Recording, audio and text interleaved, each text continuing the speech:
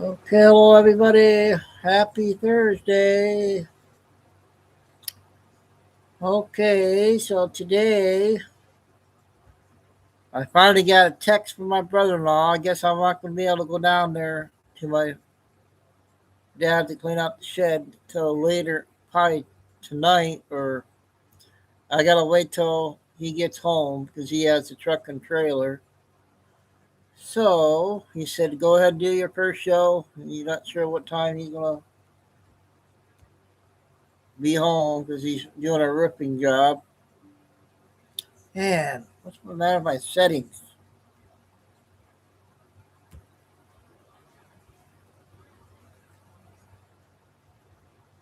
Lucy, how's mom doing? She got it on the TV?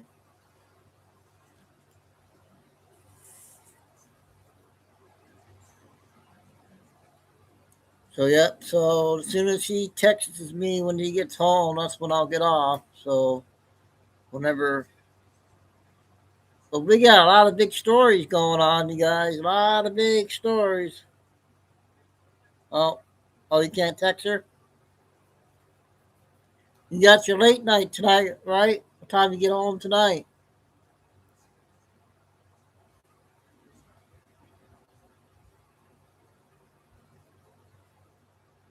But the first story, big news, is that Carol lady's making the news on Trump again. So they're going to be investigating on her. And I think there's a shooting, I believe, in St. Paul. Is that Minnesota? St. Paul, Minnesota.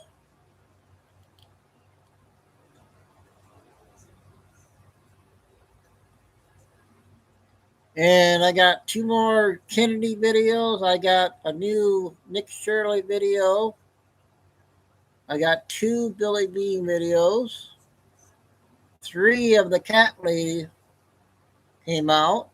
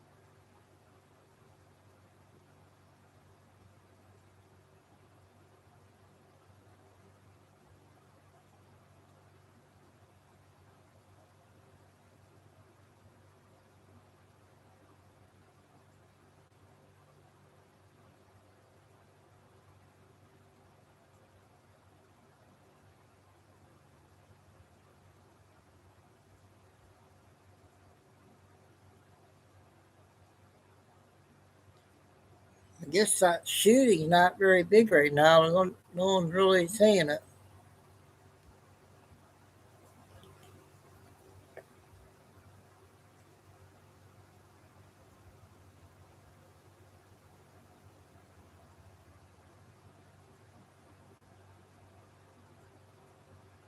Oh, these ads pop up.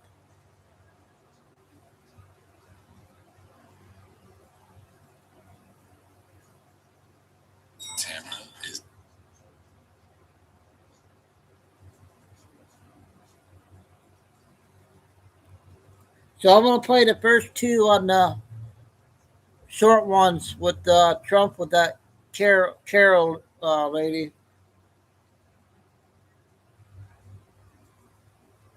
Hey, I just finally got a text from him, and he said, "Do your first show and wait for him to text me when I go down."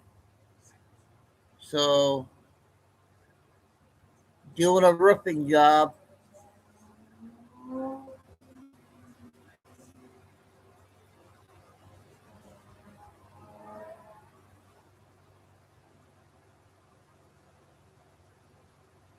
Ooh, wow. There's another breaking news. Another explosion in Dallas, you guys.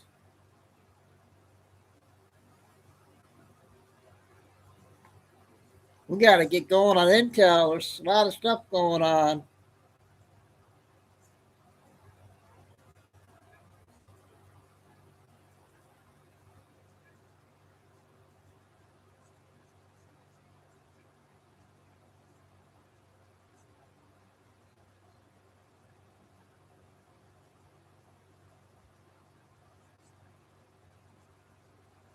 Okay, so we'll go ahead and get started. I know a lot of people are at work still.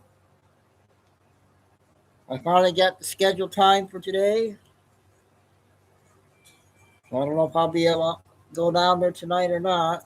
Waiting on my brother-in-law.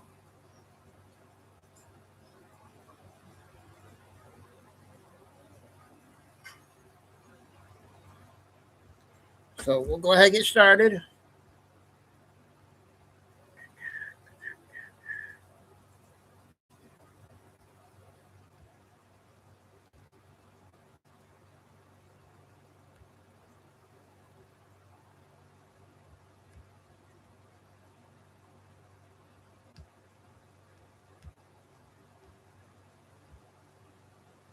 Ah, internet's acting slow today. God darn it.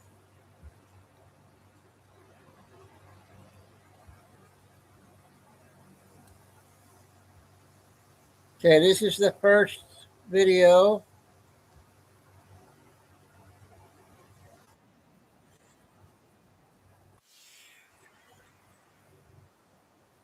She came from. This is another scam. It's a political witch hunt. And somehow we're going to have to fight this stuff. We cannot let our country go into this abyss. This is disgraceful.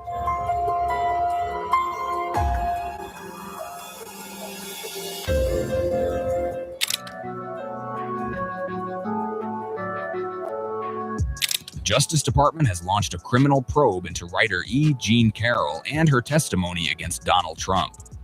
The investigation reportedly focuses on whether Carroll committed perjury during testimony in her civil lawsuits. Carroll famously accused Trump of sexually assaulting her inside a New York department store in the 1990s. Trump has repeatedly denied the allegations, insisting Carroll fabricated the claims for publicity and book sales.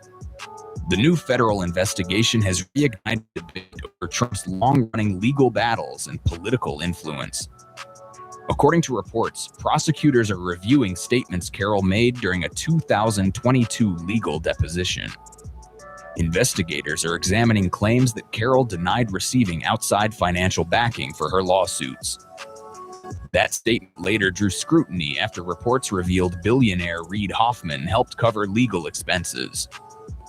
Officials are now reviewing whether Carroll's testimony on funding arrangements may have violated federal law. It was a stunning and shocking day, but for all women in the country, Robbie and Joshua are fighting to right this wrong.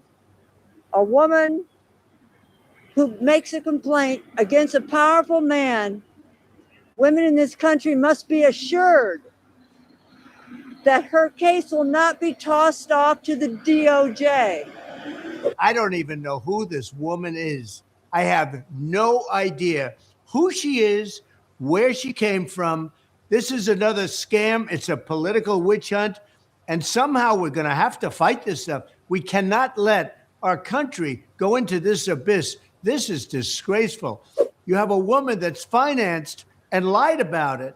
She totally lied about it by Democrat operatives, like just about the biggest one there is. And she said that wasn't true. They found that she lied about it, and the judge wasn't even, I guess, letting it be put in as evidence. The whole thing is a scam. Remember, previously won 2 major civil cases, with juries awarding her over $88 million in damages against Trump. An appeals court recently agreed to temporarily delay payment while the Supreme Court considers the matter. Trump has continued fighting the verdicts in court, asking the Supreme Court to overturn the judgments against him. As per reports, Acting Attorney General Todd Blanche has recused himself from the latest department investigation. This because Blanche previously served as one of Trump's personal attorneys during appeals connected to Carroll's lawsuits. It was a stunning and shocking day, but for all women in the country, Robbie and Joshua are fighting to right this wrong. A woman who makes a complaint against a powerful man, women in this country must be assured that her case will not be tossed off to the DOJ. I don't even know who this woman is. I have no idea who she is, where she came from. This is another scam. It's a political witch hunt. And somehow we're going to have to fight this up. Okay, we're we halfway, cannot 4 let minutes. our country go into this abyss. This is disgraceful. You have a woman that's financed and lied about it. She totally lied about it by Democrat operatives, like just about the biggest one there is. And she said that wasn't true. They found that she lied about it, and the judge wasn't even, I guess, letting it be put in as evidence. The whole thing is a scam. We had a trial today.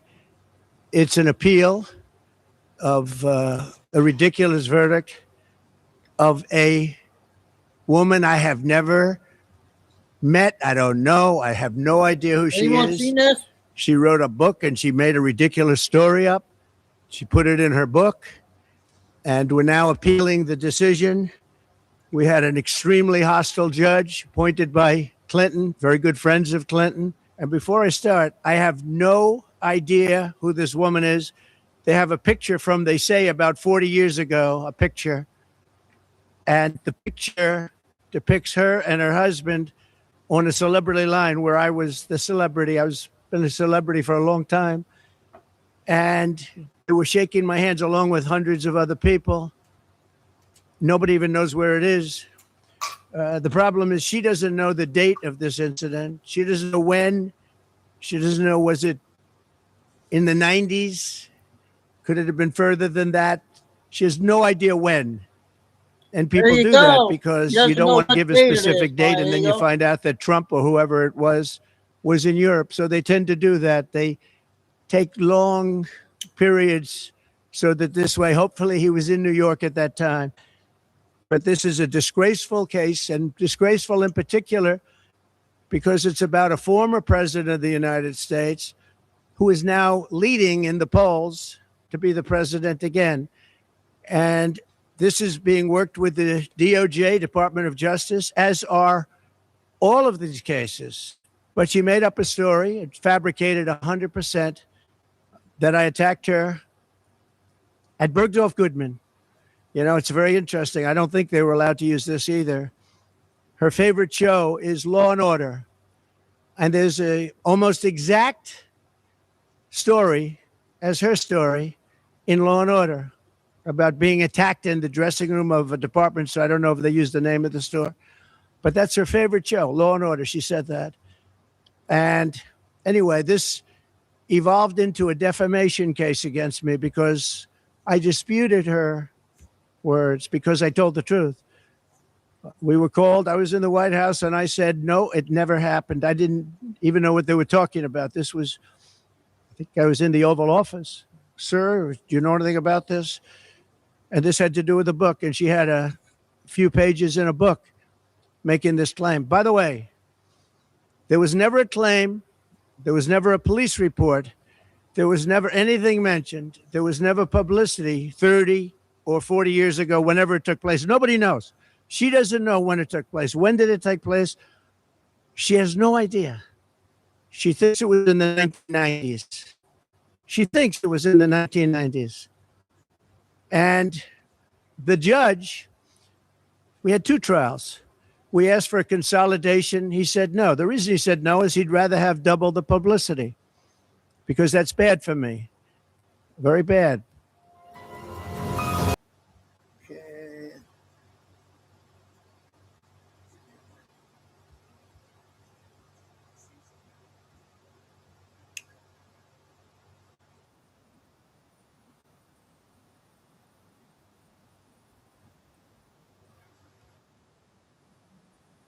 which is why we're introducing women's true Western fragrance and jewelry. This is actually 13 minutes. See what's going on with this. I'll fast forward a little bit.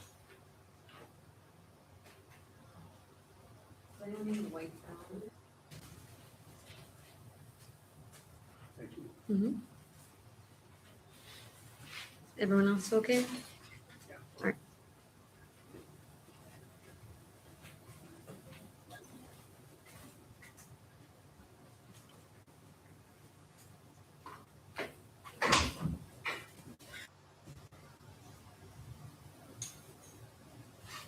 How far up?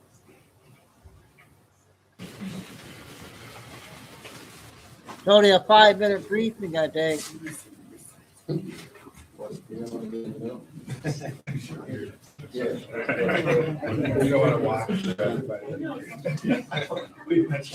We've mentioned something. Just let us know. Melissa, for watch. This is going to be a beer. All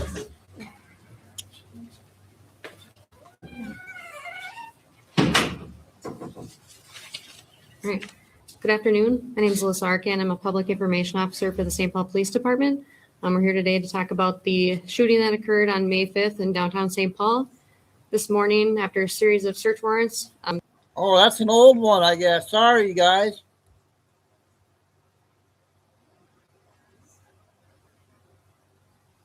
Okay, we're going to skip on all that. We're going to do 3 of the cat ladies so far. She has 3 of them.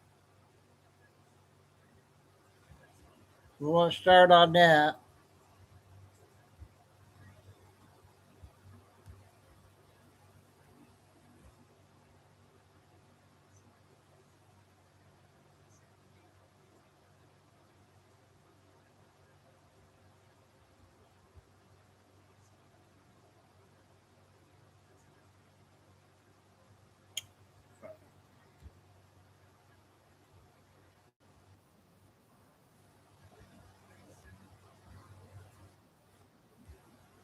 I want to tell you something. I want to call you something so bad, but I've only used that word 3 times in my entire life. 2 times I just used it the other day because it's such a vile, horrific thing to call a woman.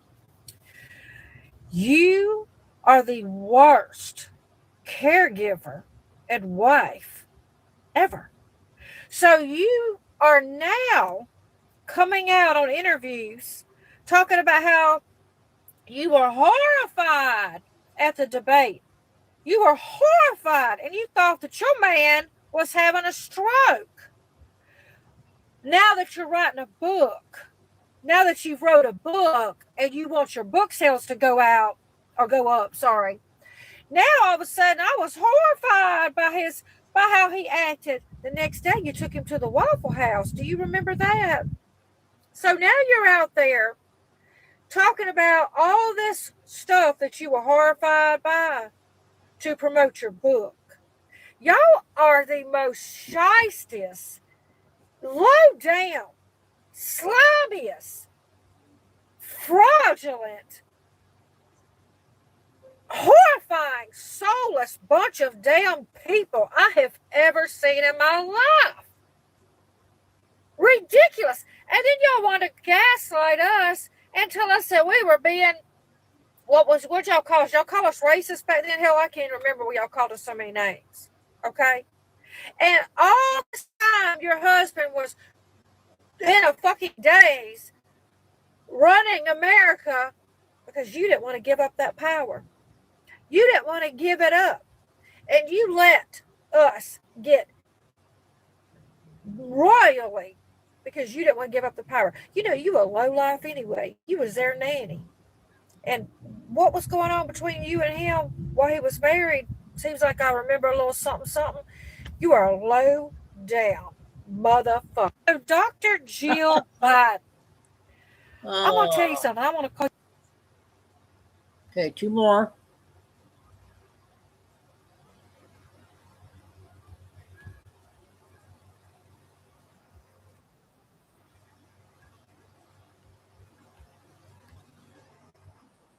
to all of you who have pets, who get aggravated at them for doing stupid shit and getting on your nerves.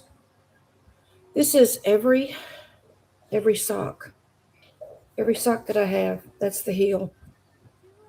Every sock. Each and every sock that I own has no heel. Every one. It doesn't matter where I put them. I don't know how he finds them, but he finds them. And Caesar choose the heels out of every sock I have. For the last 3 or 4 years, you would think that I would learn to not throw my socks on the floor at night, but when you don't get into bed until really late and you're exhausted, sometimes you just forget. And it has gotten me so mad, so aggravated, so pissed off, you know. I get up, I go to put my socks on, my heel's hanging out of my damn sock. And there's going to come a day, actually very soon, that instead of this causing anger, seeing these in the future are going to cause me grief and sadness. And there's going to be a moment, several, that I would give anything to see a chewed up sock. To come home and see that my bed is messy and that my pillow has dog hair on it after he's been told over and over and over not to get on my bed. There's going to come a time when I'm going to come home and wish that I saw that. I wanted to make this because yesterday I was petting Caesar. He was laying on the couch and found another lump underneath his armpit on the same side that the cancerous sarcoma is in his mouth. So I know in my heart that it has spread and it's spreading fast. He's losing weight. He's eating as hard as he can. And what cancer does is it causes inflammation. It produces this weird thing in your body. It causes inflammation. It boosts your metabolism to the point where you can't gain any weight. So I know what's coming. And like I said, all these days, all these times, all these weeks, all these years of getting aggravated at him for doing this shit, I wish I could take back. So I'm making this because if you have a pet, gets on your damn nerves, that does stupid shit, there's going to come a time in your life that you would give anything to come home and find that mess on the floor, or find that hole in your sock, or find that dog hair in your bed. Seems like all I do is cry lately. Love on your babies, no matter what they do. They're not doing it on purpose. Love them while you have them, okay? Okay, one more.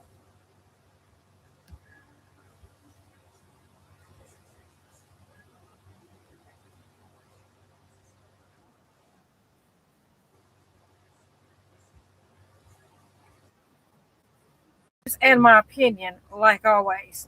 So did you know that the Democrat up in New York, Alex Borez or Borrells or whatever the hell his name is, has decided that the January 6ers, the fund that President is creating to compensate them for being in solitary confinement in horrific conditions, being confined to their cells, I think it was 23 hours a day. Some of them went to jail for being ushered in by the police, okay?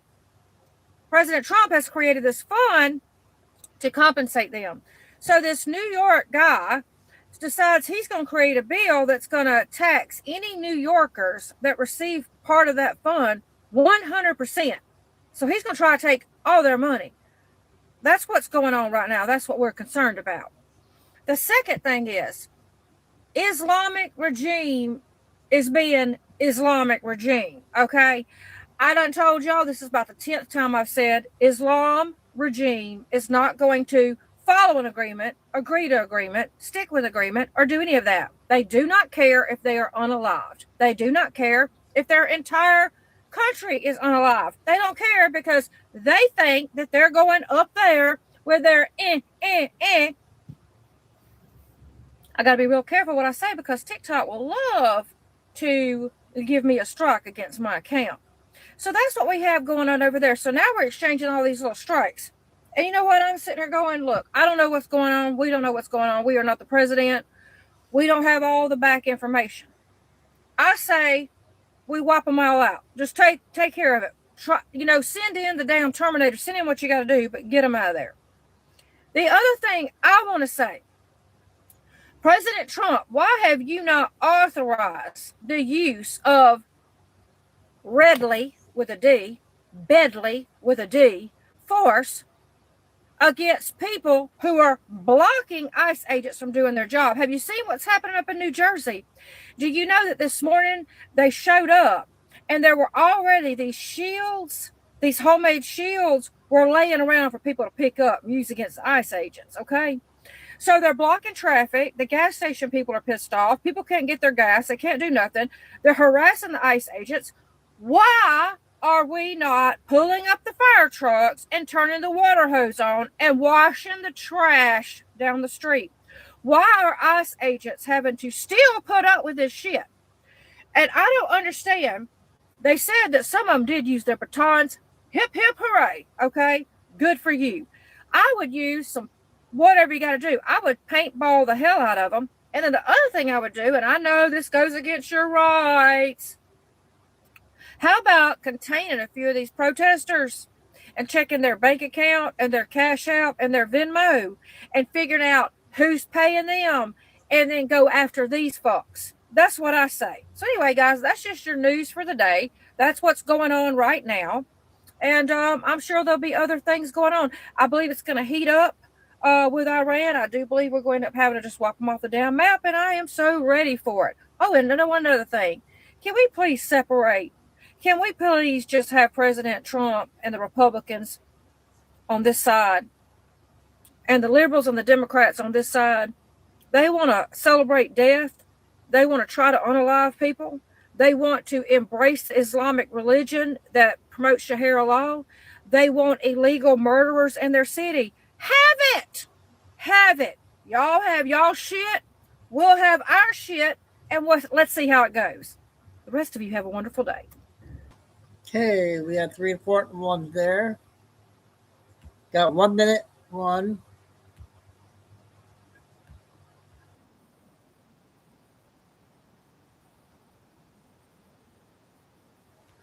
Being built in the empty desert of northwestern Utah near Snowville, close to the Idaho border. The project is called the Stratus Data Center, and it's being pushed by Kevin O'Leary from Shark Tank. But this isn't just one building. The full project could cover over 40,000 acres, an area bigger than Manhattan. That's around 62 square miles. For comparison, Manhattan is only about 22 square miles, meaning this AI complex could eventually take up nearly 3 times the space of Manhattan. And the power demand is even crazier. The site could eventually need up to 3 gigawatts of electricity, roughly the output of multiple nuclear reactors. Environmental groups warn it could raise Utah's planet heating pollution by nearly 50%.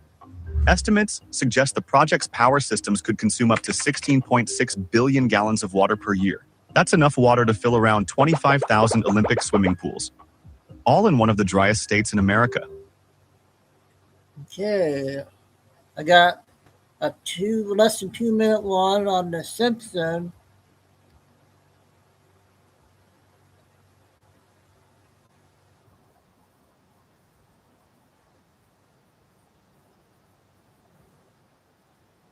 Simpsons prediction and Trump could literally make potential millionaires come June 1st.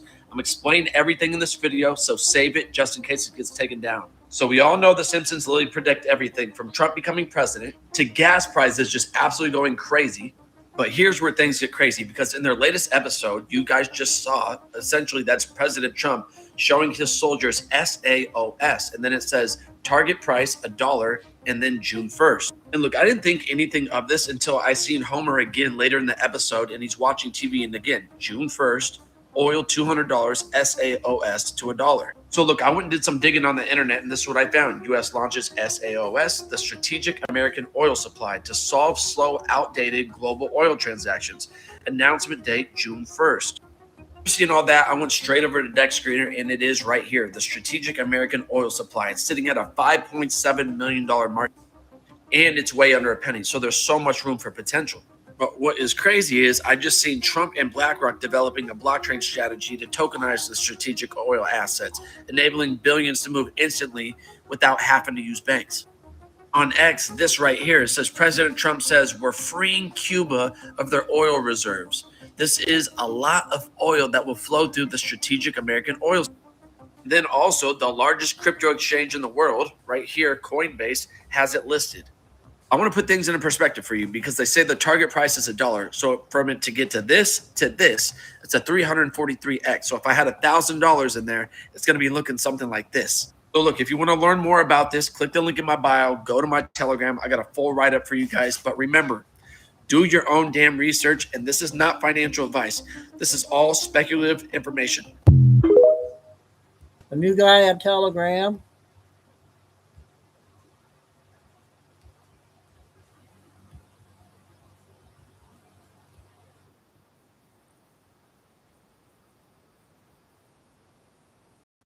So they can be rooted at the core of the portfolio. They're meticulously crafted to endure. Capital Group, actively different, active ETFs.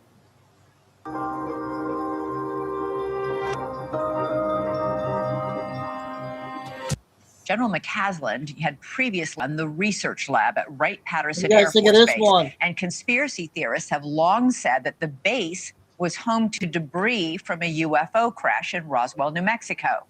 Tonight, we have a first look at the 911 call and body camera video from police officers in the initial days of the search for the general. It doesn't explain why McCaslin went missing, but it does offer previously undisclosed information about what might have happened. It all starts February 27th, when McCaslin's wife, Susan Wilkerson, calls police to report him missing. My husband is missing.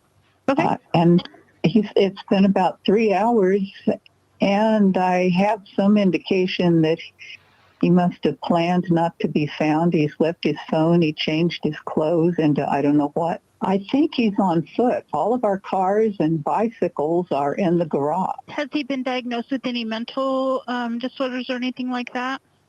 Well, we've been seeing a doc for both physical and mental in terms of anxiety, short-term memory loss, lack of sleep.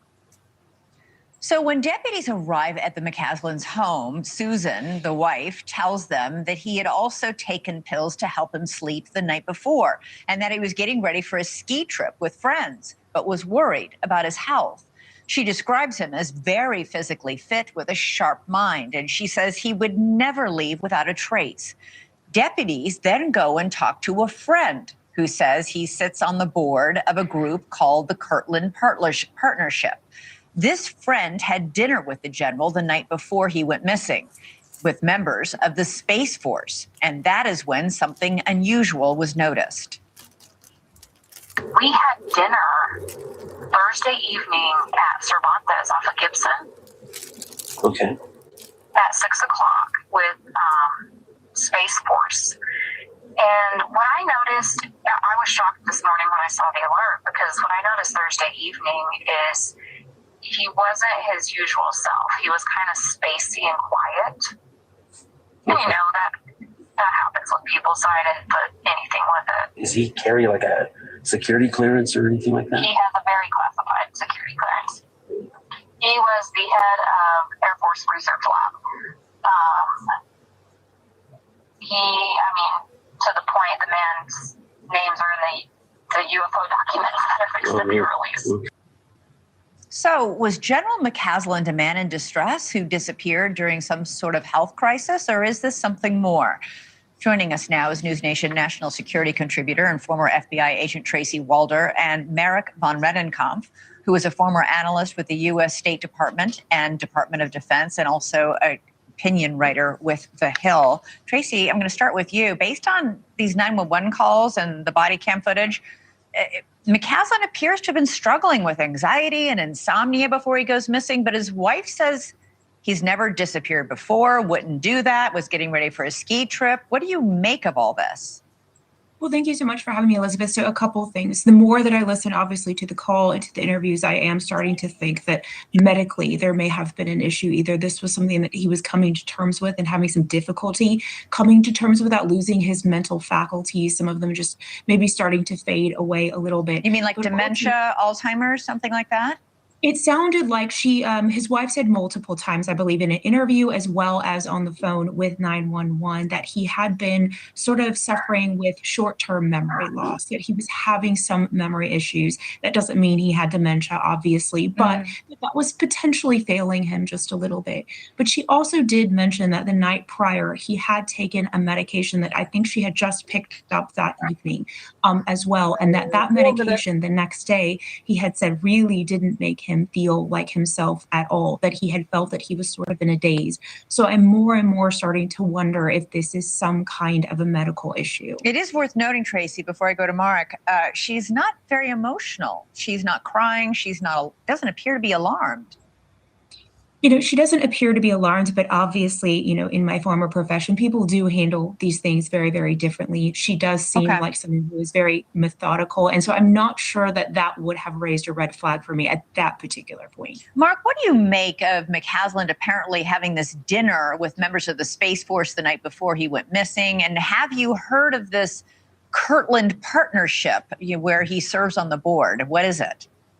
Thanks, Elizabeth. At first glance, first of all, I agree with Tracy's initial kind of reactions and responses here. I don't think a dinner with Space Force, given his background, is out of the norm or unusual. You know, former two-star general who's the head of Air Force Research Laboratory, which is a really, really significant facility at Wright-Patterson Air Force Base. And this is a brilliant individual, MIT PhDs. Not surprising at all, these individuals will retain connections to former commands or neighboring commands and private industry and the sort. So I don't see anything odd about that. The Kirtland partnership, I'm actually not familiar with it, but I suspect I don't see any nefarious connections here. I suspect it's just a civilian military partnership that I suspect is related to Kirtland Air Force Base. Mark, two of the people that deputies interviewed bring up the general's security clearance. One of them says his name is in the UFO files. Do you think that the general knows some of our nation's biggest secrets around UFOs? Well, that's the allegation, and this all goes back to the WikiLeaks releases that occurred in late 2016. The release of John Podesta's emails. John Podesta, of course, was the campaign chairman for Hillary Clinton's campaign. Podesta is a very, very big UFO guy. He's followed the topic very, very closely. And he met with General McCasland along with the then head of Lockheed Martin Skunk Works, which is an institution that has long been rumored to possess retrieved UAP materials. And is trying to reverse engineer them. Correct. And that meeting was brokered by this is where the story gets really bizarre, but this has all been more or less verified through multiple different kind of channels. Through Blink-182 frontman Tom DeLonge. And Tom DeLonge describes a meeting General McCasland through a series of very clandestine, very, very secretive introductions to individuals in the military industrial complex and in the CIA and met the general eventually. And the general allegedly, according to Tom DeLonge, opened up finally and said, yes, that we have retrieved craft, and his position at Wright-Patterson would, if this is all true, if these allegations are true, would have been a core kind of key element or key position overseeing all of this. Very quickly, Tracy, this is so bizarre what Mark is saying, and what these conspiracy theories, that's what's been feeding them. Is it possible this is just something very ordinary? And if it is just an ordinary disappearance with a man who might have been having a health event, why haven't we found his body? That's a great question, but I do want to say that terrain is very, very unforgiving, to the point that drones had to be called off in that search because they were having such a difficult time in terms of trying to locate him. So I think that is a very big reason as to why he may not have been recovered. But I'm really more leaning towards the fact there's always a grain of truth in all of these things, that this was a health event. Okay. All right. Tracy Walder, Mark von Rennenkampf. Okay, yep. So the UFO, he was on the UFO list. We got someone's birthday today.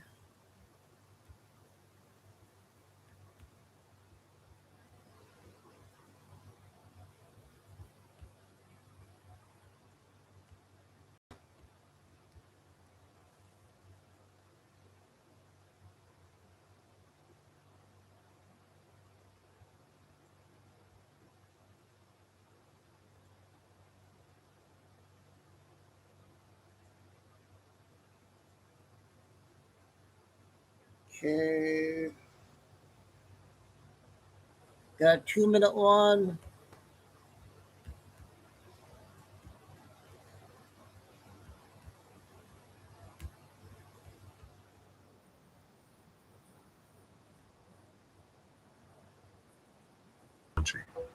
But there are forces in the world that think differently. Forces that do not want populations moving toward independent nations, independent cultures, and independent people. Think of humanity like water flowing down a river toward its ultimate destination. And that destination is sovereignty, not just for America, for every nation on earth. But along the river, people constantly step out of the water to fight other battles. Race, religion, sexuality, immigration, left versus right. Not unimportant issues, but often emotional and manufactured conflicts designed to divide I have to populations wait till my and brother-in-law. pull them away from the larger struggle I don't know underneath if I'm all. going down there today or Because not. once people step out of the river, they stop flowing together. And when populations do stop your flowing first together, show. they become easier to divide, easier to influence, and easier to control. It works. That is what is happening. That is the real divide emerging across the world. Centralized global power versus independent sovereign nations. Everything else branches from that conflict. My friends, we are all anonymous. That is why America will always choose independence and cooperation over global governance, control, and domination. I honor the right of every nation in this room to pursue its own customs, beliefs, and traditions. The United States will not tell you how to live or work or worship. We only ask that you honor our sovereignty in return. Hey, I'm asking. I got a 5-minute one here. I got 2 short Billy Beans coming up shortly, and then a couple Kennedy ones.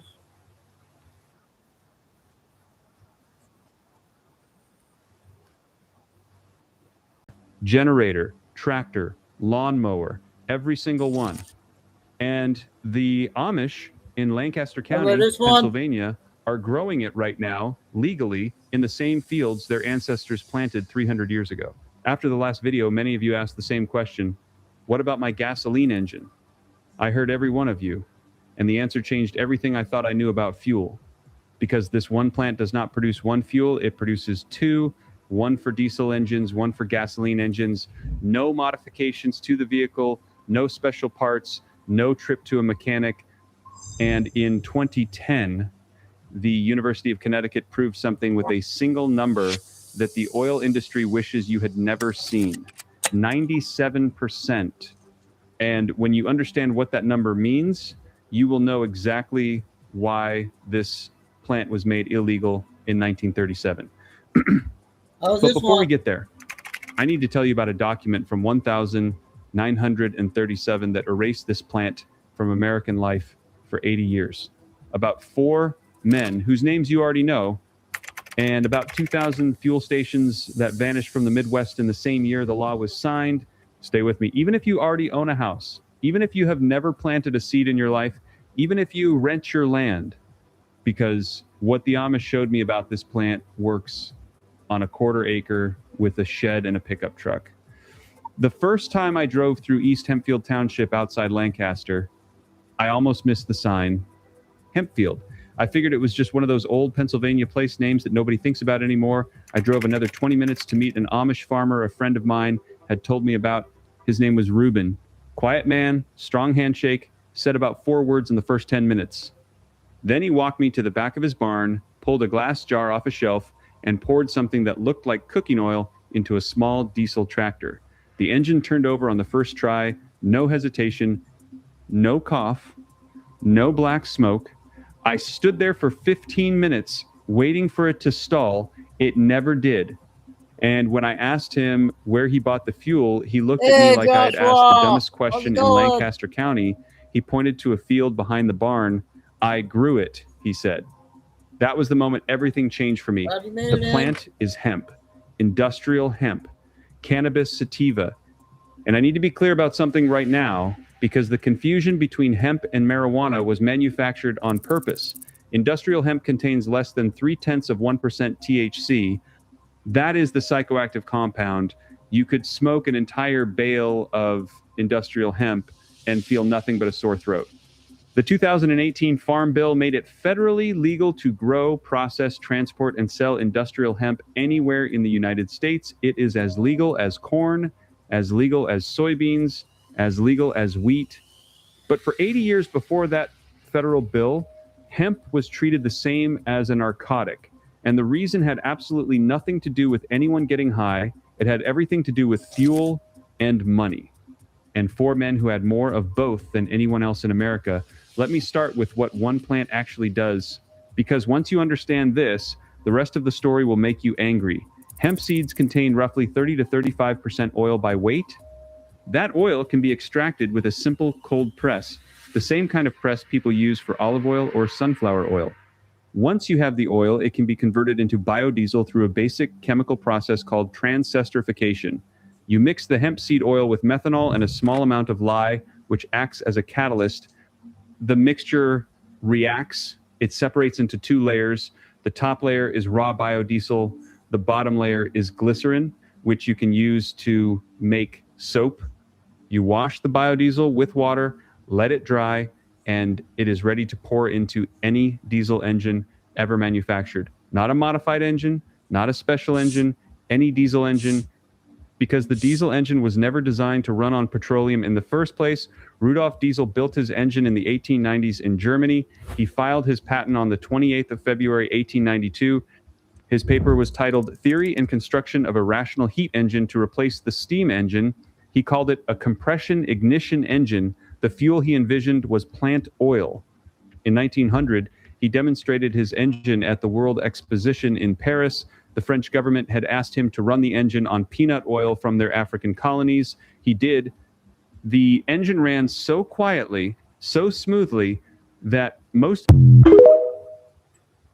Okay, I got the next two. I got two shortly beans.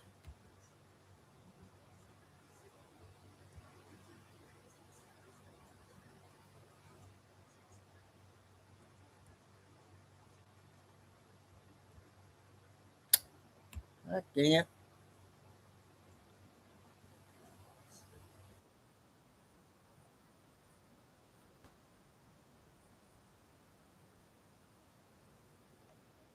Volkswagen dealer today and get 1.9% APR or $3,500 customer bonus on a new 2026 Atlas.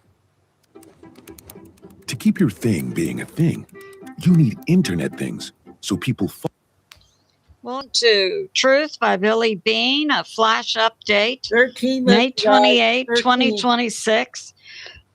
Excuse me. Time in Texas about 8 a.m. Some of the things we'll cover. Ebola. Uganda closes their border. And the blue states are having to cut back on free medical to illegals. President Trump, the U.S. is ready to finish Iran.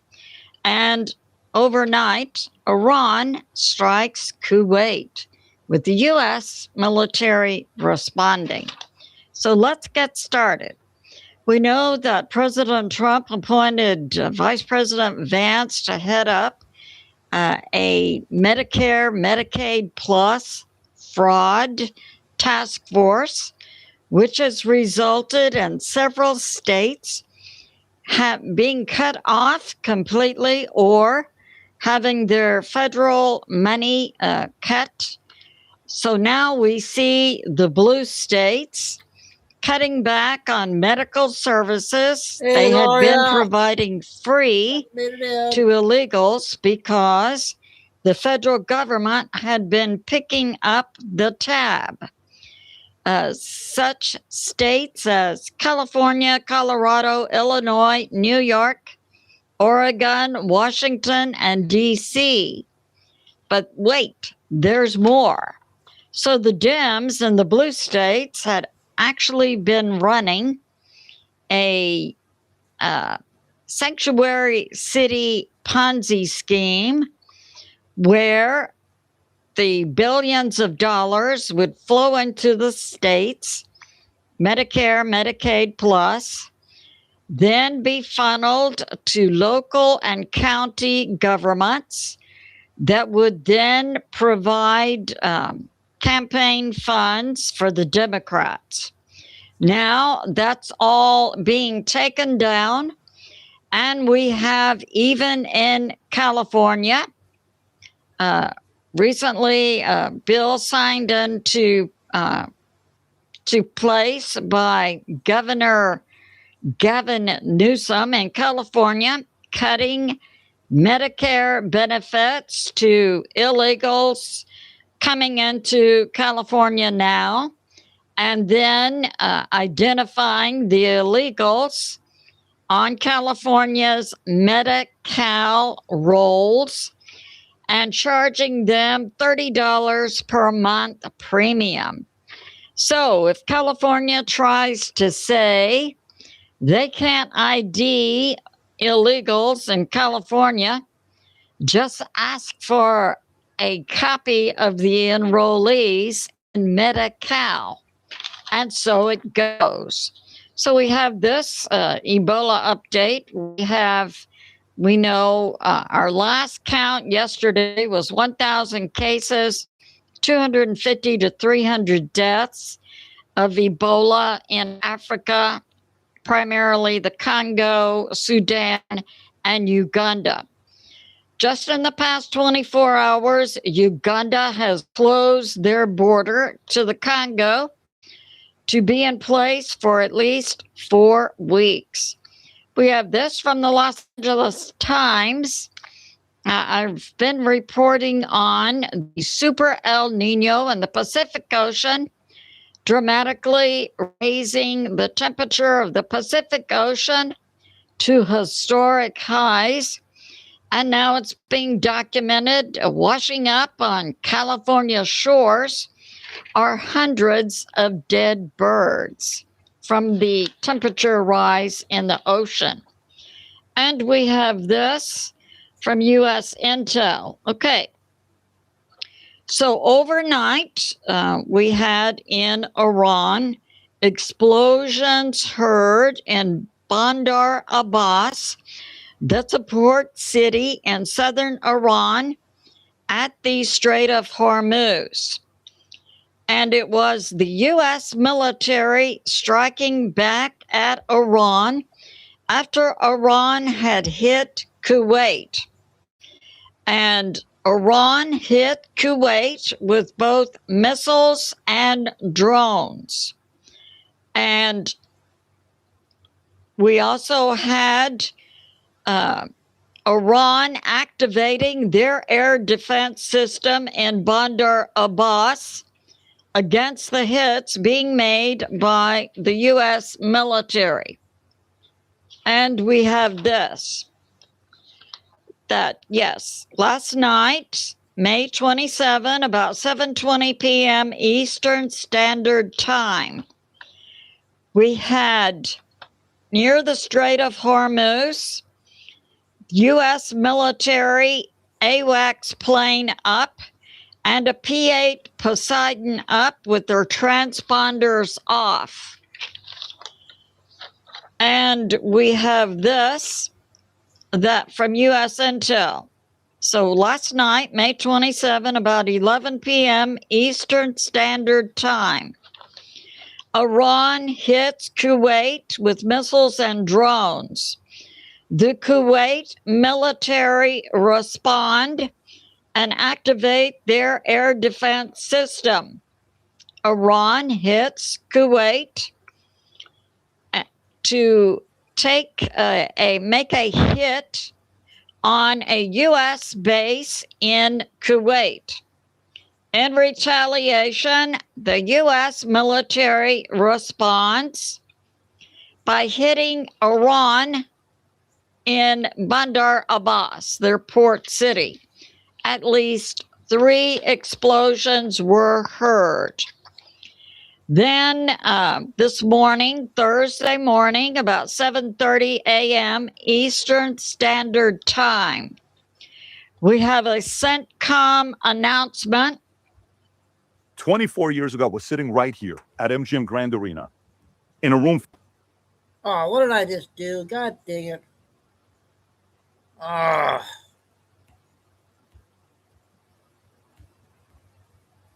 Hang on.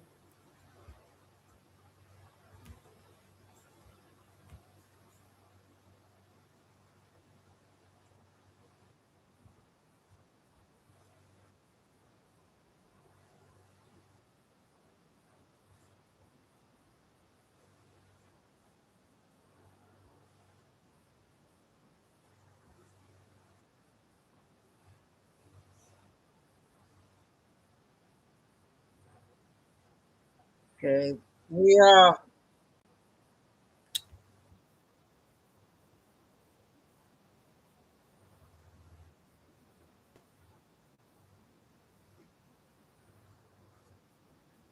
$30 per month premium. Okay, we got 10 So if minutes, guys. California 10 minutes, tries guys. to say they can't ID illegals in California, just ask for a copy of the enrollees in Medi-Cal. And so it goes. So we have this Ebola update. We know our last count yesterday was 1,000 cases, 250 to 300 deaths of Ebola in Africa, primarily the Congo, Sudan, and Uganda. Just in the past 24 hours, Uganda has closed their border to the Congo to be in place for at least 4 weeks. We have this from the Los Angeles Times. I've been reporting on the Super El Nino in the Pacific Ocean, dramatically raising the temperature of the Pacific Ocean to historic highs. And now it's being documented. Washing up on California shores are hundreds of dead birds from the temperature rise in the ocean. And we have this from U.S. Intel. Okay. So overnight, we had in Iran explosions heard in Bandar Abbas. That's a port city in southern Iran at the Strait of Hormuz. And it was the U.S. military striking back at Iran after Iran had hit Kuwait. And Iran hit Kuwait with both missiles and drones.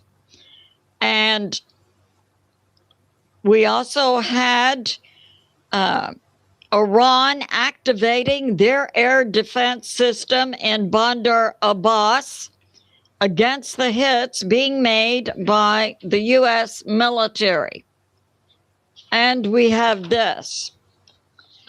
That, yes, last night, May 27, about 7:20 p.m. Eastern 8 minutes, Standard guys. Time. I had to restart it. Sorry. We had near the Strait of Hormuz, U.S. military AWACS plane up and a P-8 Poseidon up with their transponders off. And we have this, that from U.S. Intel. So last night, May 27, about 11 p.m. Eastern Standard Time, Iran hits Kuwait with missiles and drones. The Kuwait military respond and activate their air defense system. Iran hits Kuwait to make a hit on a U.S. base in Kuwait. In retaliation, the U.S. military responds by hitting Iran in Bandar Abbas, their port city. At least 3 explosions were heard. Then this morning, Thursday morning, about 7:30 a.m. Eastern Standard Time, we have a CENTCOM announcement. Check this out. I'm going to show you how I afforded this car. Okay, you ready? All right, $118 for car insurance. That's how much I was paying. Okay, I picked that Iran has violated the ceasefire in its last night attack on Kuwait and the U.S. military base located in Kuwait, and that Iran launched ballistic missiles and drones, and that the U.S. took down 5 drones. Kuwait intercepted the missiles, and then the U.S. made a direct hit on Bandar Abbas and stopped a 6th drone launch. So that's happened in the last 24 hours. We have President Trump. He hopes a deal can be made with Iran, but he says the U.S. and the U.S. military are prepared to finish the job in Iran. So we'll see what transpires today. And we have this. We have from Lay's Real Talk regarding China.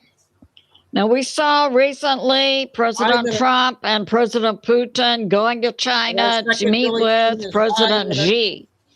And then right after that, we saw President Xi going to North Korea. And I wondered at the time, why is he going to North Korea? We find out this has to do with North Korea recently changing its constitution and removing any parts that hinted at a reunification between North Korea and South Korea.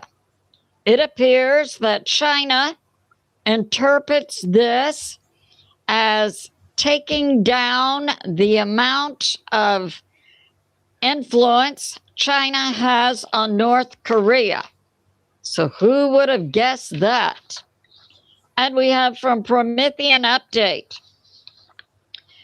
So part of what's been going on with the Fed, we know President Trump wanted to get rid of the Fed chair, Powell, and has recently replaced Powell with President Trump's pick for the Fed chair, Kevin Warsh. And it turns out that the Fed under Powell, in collusion with the deep state, financial center, City of London, as has been going on for decades in the U.S., with the Fed crushing the U.S. economy. Anytime the U.S. economy began to improve and become more dynamic, the Fed would increase interest rates, with the direct objective being to crush the U.S. economy. So now President Trump has a new sheriff in town with the Fed. So look for the U.S. economy to dramatically catch on fire under President Trump. We have this from China Observer. Now, in my last video, I brought this out. We had 2 chemical incidents along the West Coast in the past 5 days. One was an explosion in Garden Grove, California, where 50,000 people had to evacuate. There are still 16,000 people still out of their homes in Garden Grove, California. But the local fire department believes They have it under control. They've continuously been putting water on the chemical tank that exploded and also developed a leak.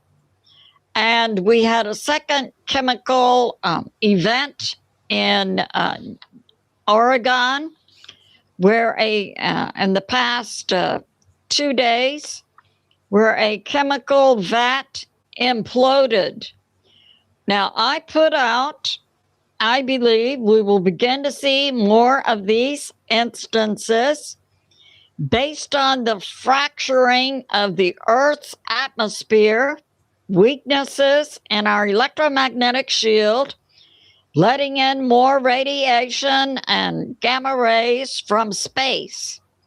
And that correlated to what Mike from around the world had also put out, that as our shield decreases, we will see changes in chemicals and abrupt fire and explosion events. Now, so we have the west coast of the U.S., and on that side of the world, we also have China. China has also had a chemical event at the Long Ridge Chemical Company that began on May 23. So that's going on. This concludes my flash update. It's good to be in prayer for President Trump, America, the U.S. military, world peace, and world health. I love you, and I'll see you soon. Okay, got one more, Billy.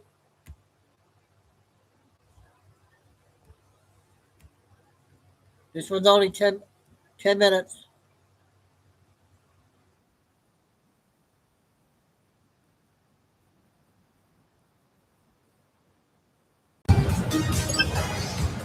I admit it. Gravity Zone makes this way too easy.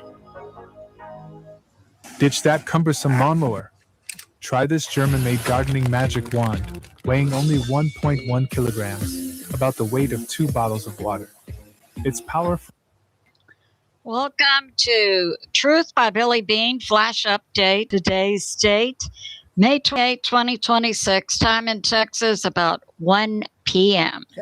So let's get started. We have from the Navy Channel that the U.S. military is practicing a military evacuation of a U.S. embassy located in Caracas, Venezuela, involving 2 Ospreys and also a Nighthawk, a helicopter, 1 amphibious ship, and 1 destroyer. I wonder what they're up to. And the TSA, that works at the airports, has new authority regarding taking down drones and UAPs. Way to go. We don't want those around our airports for sure. We have this from Joshua Phillip. We had last week Secretary of War Pete Hegseth communicating to NATO that the U.S. is preparing to draw down strategic bombers in Europe by 50%. And it's coming out that an American journalist in the U.S., we don't have a name yet, has been charged with being a CCP agent and working in a U.S.-based but connected to China media platform, according to the FBI. And we have this. The commie Dem Muslim mayor of New York City, Mandami, demonstrates his true communist base by threatening to confiscate private property and redistribute it to the poor. So that's going on. And we have this.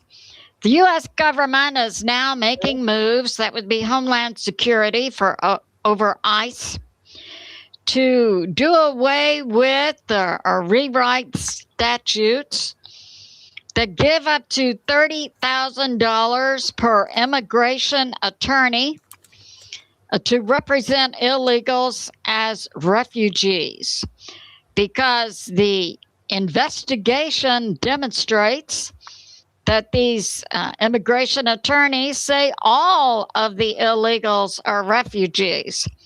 So that's going away. And we have this. We have on the economy, we do have a new Fed chair. Way to go, President Trump. As I put out in my last video, the historic Fed chairs tried to crush U.S. economy by, if the U.S. economy was heating up, the Fed would raise interest rates. It wasn't to help America. It was to help the deep state financial center and the city of London control the U.S. economy. Way to go, President Trump, with our new Fed chair, Kevin Warsh. We have this. ExxonMobil, founded in New Jersey in 1882, is now moving out of the blue state, New Jersey, to Texas. As we've been seeing many companies move out of blue states and either go to Texas or Florida. Both states embrace business and have good rules for business. We have this from U.S. Intel. Excuse me. Coming out today, May 28, about 11 a.m. Eastern Standard Time. What blows my mind is drivers in Michigan could be getting full coverage for up to 80% less than they're paying now. And most people have no idea. If you're paying over $75... We have Pakistan mediators saying that a deal is imminent. However, the deal has not been seen nor agreed to by President Trump nor by the IRGC. And some of the points are that Iran has 30 days to remove the mines of the Strait of Hormuz. These are U.S. points, and that the Strait of Hormuz will be open with no tolls. And other details have not been leaked. So I don't see that deal being promising. We have from 2C TV. Yes, and as I reported in my last video last night, Iran targeted a U.S. military base in Kuwait. And the U.S. Kuwait's air defense took down the missiles heading for the U.S. base, while the U.S. military took down 5 drones headed for the base, and then hit the launching site in the Iran port, Bandar Abbas. So that went on yesterday. Today, the IDF has taken out an Iran Quds leader in Beirut who was hiding there. So that's going on. And we have this. Yeah, the Quds leader has been hit in Beirut. I have a Patriot subscriber who in my last couple of videos said, I thought you hit the nail on the head, but I'll have to ask Snoops. You know, he does fact checking. And we have this from U.S. Homeland Security today, that Iran's foreign minister, Arachi, said that Iran will not give up any of its uranium, and they want control of the Strait of Hormuz and so on. Also, Arachi says today all U.S. military bases in the Middle East are now targets for Iran. We have this from Iran's PR guy, Ibrahim Zohrahari that President Trump says the Strait of Hormuz must be open and no tolls. And also, President Trump rejects Russia and China's offer to take the uranium from Iran. And Iran says, according to Ibrahim Zohrahari, Iran's PR guy, Iran says these points are non-negotiable. This is also coming out from Iran's speaker of their government, Ghalibaf, that Iran keeps all of its uranium. Iran controls the Strait of Hormuz, and that the U.S. lifts all sanctions. Now, we know recently Iran came out with some type of new organization that's in charge of the Strait of Hormuz. And according to Iran, Iran now owns the territorial waters, also of the UAE and Oman, as well as their ports. And Iran has this organization that's going to collect tolls. Well, the U.S. responded, as put forth by the U.S. Secretary of Treasury, Scott Bessent, that the U.S. will freeze any tolls in any bank anywhere that Iran collects, and the U.S. then will sanction any foreign nation's flagged ship that pays the tolls. Way to go, President Trump and Scott Bessent. This concludes my flash. I love you, and I'll see you soon. Okay, we got 2 billion so far today. And this is a 2-minute important update.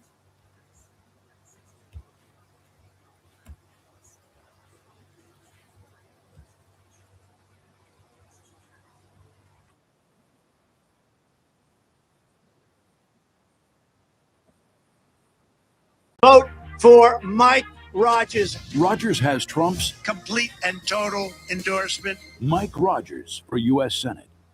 U.S. and Iranian negotiators have agreed to extend the ceasefire for 2 months and begin substantive negotiations on the future of Iran's nuclear program, but President Donald Trump is still mulling the final agreement. The agreement, officially a memorandum of understanding, comes as Trump's negotiating team has raced to close the gap between Washington, D.C. and Tehran. The deal will lead to unrestricted commerce through the Strait of Hormuz, while Washington and Tehran continue to negotiate on Iran's nuclear ambitions. This is despite continued fighting in the Strait of Hormuz, with 2 incidents in the last 2 days. U.S. officials say, quote, "This is an agreement to get everybody to the table." Trump on Wednesday expressed confidence that a deal could be made with Iran, but predicted that wouldn't happen for 1 or 2 weeks.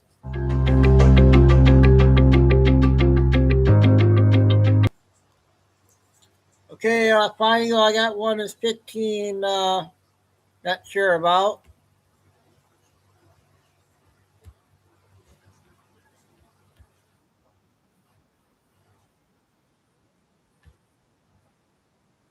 Is what they created as the organizational structure for NED. What NED is now a 40-year running Iran-Contra scandal at its heart. And so is every institution that touches NED. I've been doing this thing where I've been going one by one through the board of directors of the National Endowment for Democracy to highlight their role in completely abusive and anti-democratic practices weaponized domestically against us, the people paying them. And I've been focused on the board of directors for the National Endowment for Democracy because they're the ones who hire and fire the officers.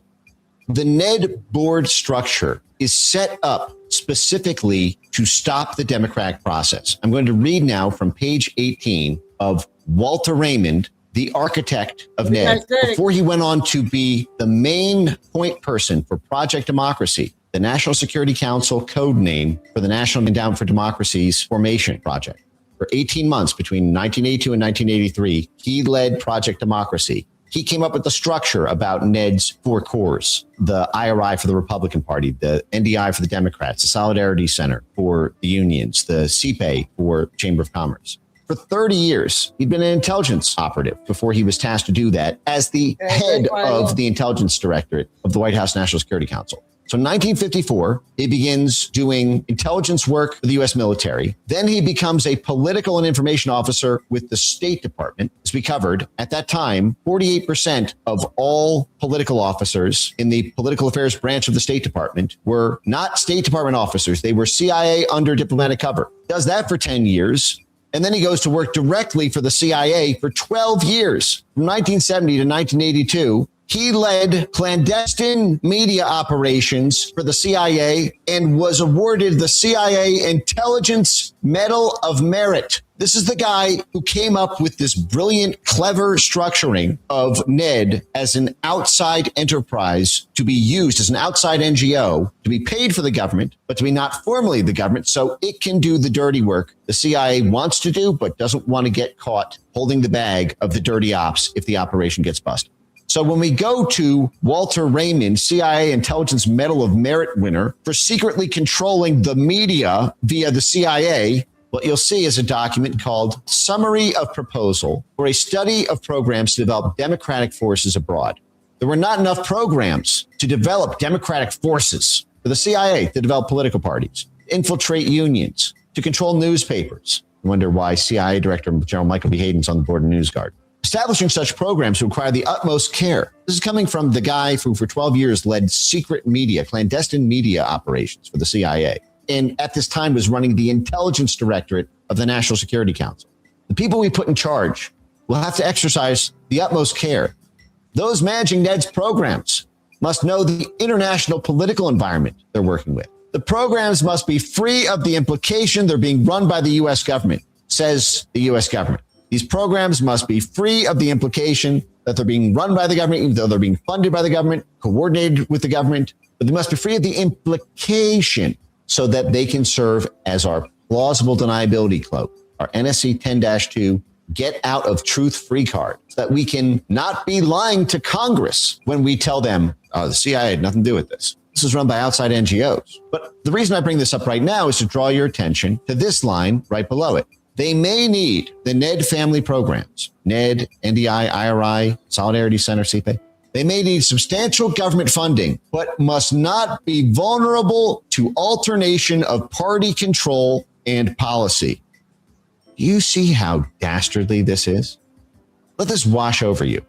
This is the U.S. government, the CIA, and the intelligence wing of the National Security Council proposing to set up the number one head of the censorship industrial complex 40 years ago. It's not all it does, obviously. It does rental riots. It does smuggling networks. I was going to say rigged, but I'll be charitable. I'll say influences elections. You name it. Every manner of intelligence sabotage. They've got specialists who are professionally trained to do it. That's saying they're going to need substantial government funding while free of the implication that it's being run by the government. Every year, they're going to need lots of government money, but must not be vulnerable to alternation of party control and policy. So this is the CIA and the intelligence wing of the White House saying NED has got to get a permanent taxpayer money spigot. We have to design NED in a way that they get their money, substantial government funding, regardless of who wins the election. They can't be vulnerable to alternation of party control, meaning an election happened and the electorate voted for a political party led by a candidate who doesn't want to do the shit NED wants to do, the CIA wants to do, or policy. If we decide, actually, we don't want to do this here. This is exactly what Arthur Schlesinger identified as the problem in his 1961 memo, CIA Reorganization. I submit the following views as one who worked for the OSS during the war and served as a periodic CIA consultant in the years since. What he says here is that the CIA has hijacked U.S. foreign policy that's supposed to be set by the State Department. It's supposed to carry out clandestine operations to clandestinely assist a U.S. State Department policy. But he says that the CIA's trouble can be traced to the autonomy with which the agency has been permitted to operate. It is not vulnerable to alternation of party control or policy. So the CIA Medal of Merit Intelligence Award winner from the Intelligence Directorate stresses we have to set up NED just like we set up the CIA. So no matter what people vote for, we can do whatever we want. No matter what policy set by the State Department on foreign policy in a particular country, we can do what we want. This is the problem Arthur Schlesinger identified in his CIA organization memo, an inadequate conception of the relationship between operations and policy. So he writes, the CIA conducts three main forms of secret works: clandestine intelligence collection, covert political operations, and paramilitary. It carries on these functions with relative autonomy. Those reasons are historical. When the CIA began, the State Department, still thinking too much in terms of traditional missions and foreign affairs, looked on the new venture with suspicion and renounced the opportunity to seize firm control of CIA operations. Now, part of this is because that is what was necessary for plausible deniability. Allen Dulles was the CIA director while his brother, John Foster Dulles, was the Secretary of State. They were brothers. Oh, in fact, he even mentioned this. After 1953, the fact that the Secretary of State and Director of CIA were brothers further confirmed. Why does that confirm independence from supervision? It actually doesn't. It says that this is not a bug. This is a feature. The State Department wants to not be apprised of what autonomy the CIA is exercising in operations. That way, the State Department can tell the world with a straight face, we didn't authorize this. We don't have any footprint on the ground. The State Department, the diplomat can say. In fact, when we watched Counterintelligence, the documentary, we played scenes where CIA senior officers would say the main blocking point is the State Department. And when there's something the State Department knows needs to be done in a dirty way, they will tell us the goal they're trying to achieve and then walk out of the room saying, I don't want to know how you do it. Just get it done. That is intentional. But he goes on to say that while state retained supervision over covert political operations, this was offset by various tricks around autonomy that the CIA could wield. And in particular, goes on to say that the preponderance of CIA undercovers at state encroaches on the State Department's policymaking functions. Well, this is what the CIA designed for NED. That independent of whatever the new Secretary of State wants to do as a matter of policy. Can't change the policies of NED because it's a private entity. All they can do is threaten to shut off funding, which they won't do because of the donors. Once it's funded, must be no way to make it vulnerable to a change in policy. It's exactly what Schlesinger warned about. Now you have to understand at this time what was going on. 2 words. Say it in the chat. Iran-Contra. Iran-Contra was the attempt to get around alternation of party control influencing the policy set by the National Security Council. What was happening in Iran-Contra? Jimmy Carter had just neutered the CIA. They did the Halloween massacre. They fired 30% of every CIA operations officer.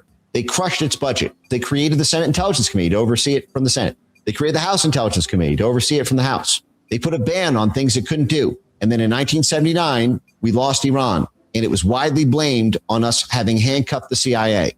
And Reagan's backers wanted to get Iran back. They also had to deal with the Saddam Hussein problem, and they also had to deal with the Cold War going on. Remember, the Cold War didn't end until 1990. So the whole 1980s were the high point of the Cold War. So how are we going to do that with a neutered CIA? Well, you do it by standing up a CIA independent party control or change in policy. Democrats were pissed at the CIA at this time. The CIA targeted half of the Democrat Party the same way the CIA is targeting half the Republican Party today. The House of Representatives, controlled by Democrats, passed a ban. It was called the Bolin Amendment to prohibit any U.S. taxpayer funds from being spent to overthrow the Sandinista regime in Nicaragua. At the same time, there was an international arms embargo on Iran after the 1979 revolution. So the main foreign policy point of focus of the early Reagan administration was finding a way to give arms to Iran around the embargo to stop Iraq, Saddam Hussein, from getting regional hegemony over the Middle East, and then find a way to fund the Nicaraguan Contras despite an alternation of party control prohibiting that funding via policy. So they set up what Oliver North would refer to as a self-sustained, standalone, off-the-shelf private enterprise so that it would not be the government doing this. It would be outside NGOs. It would be outside front groups working with the government, being coordinated by the government, by the National Security Council, the same National Security Council whose intelligence directorate was run by Walter Raymond, 1982 to 1983. And then he stayed on the National Security Council as senior director for international communications and information until 1987. So all the way through Iran-Contra, he was on that very National Security Council. And during the creation of NED, he was the head of the intelligence directorate. Bill Casey, director of Central Intelligence, who Walter Raymond worked for before that, was back channeling all of this with the National Endowment for Democracy. This is in 1984 when the House tried to strip NED's funding. And so they had to work with Democrats in the Senate, worked out a compromise with Democrat Senator Bill Proxmire for this agreement about NED. And here is the public release on the National Endowment for Democracy, a non-binding, toothless agreement that they will only do such intelligence activities as jointly agreed in future negotiations with Senate oversight. I mean, it's so funny, right? This is what they said. This is a non-binding agreement that we, the CIA, will not use NED to conduct intelligence activities, except as jointly agreed to in future negotiations with the Senate Intelligence Committee with regard to the definition of intelligence activities. They're going to say NED does no intelligence activities at all. They can just suggest that NED does it. If NED wants to keep getting funded by the Senate, NED will do it. And then the CIA can say it's not an intelligence activity. It's a private independent NGO who did it. What a scam. But it's all made possible because the power is put into NED's board of directors. You understand? The director was interested in the ability to go to an existing, as he put it, off-the-shelf, self-sustaining, standalone entity that could perform certain activities on behalf of the United States. What you just heard, he's referring to the director of Central Intelligence. What he wanted was a private, standalone, self-sustained, off-the-shelf, meaning you can pick it up or put it down, a la carte. It's there if you need it, anytime. It exists outside the government that can be used by the government so that it doesn't look like the government's doing it. And technically the government isn't, because it is being done by an outside entity that's funded by the government, directed by the government, working every step of the way with the government, but it's private, standalone, off the shelf. This same structure they wanted for Iran-Contra, the ability to do things through this private network that would look non-governmental, off the shelf, can pick it up or put it down at any time, standalone, it's an outside NGO, self-sustaining, it's funded in a separate allocation every year by the government. We don't need to rush as the CIA to get outside funds, to sell crack, to, launder gun money, to go to one of our, friends of the station, Jeffrey Epstein type, to get his donor friends to pitch in. The same people who brought you Iran-Contra, this organizational structure is what they created as the organizational structure for NED. What NED is now a 40-year running Iran-Contra scandal at its heart. And so is every institution that touches NED, every university, every labor group, every union, every legal group, every rule of law program, every NGO, every private foundation, every paramilitary group, every group of street protesters, every political opposition. So where we are now is, okay, the only way to bring NED in line, to make it vulnerable to alternation of party control now that we won the election, is to change its officers running it. And by Walter Raymond's design, it is structured so that in so-called independent board of directors, rather than the government picks those officers, and NED picks its own board of directors. So what I have been doing has been attempting to highlight this problem so that reform efforts can be exercised over both NED and the entire constellation of NED family entities.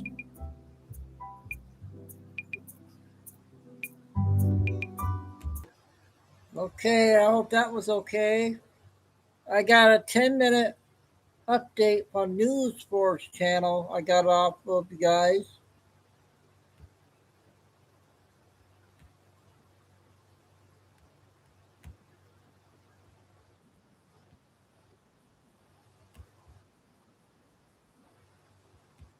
Mythical rejuvenation chambers that purportedly heal malignancies and prolong life are the reason President Donald J. Trump is still walking and talking and fighting foes, according to a biomedical engineer whom the White House Office of Personnel Management contracted to repair a prototype MRI, at Walter Reed.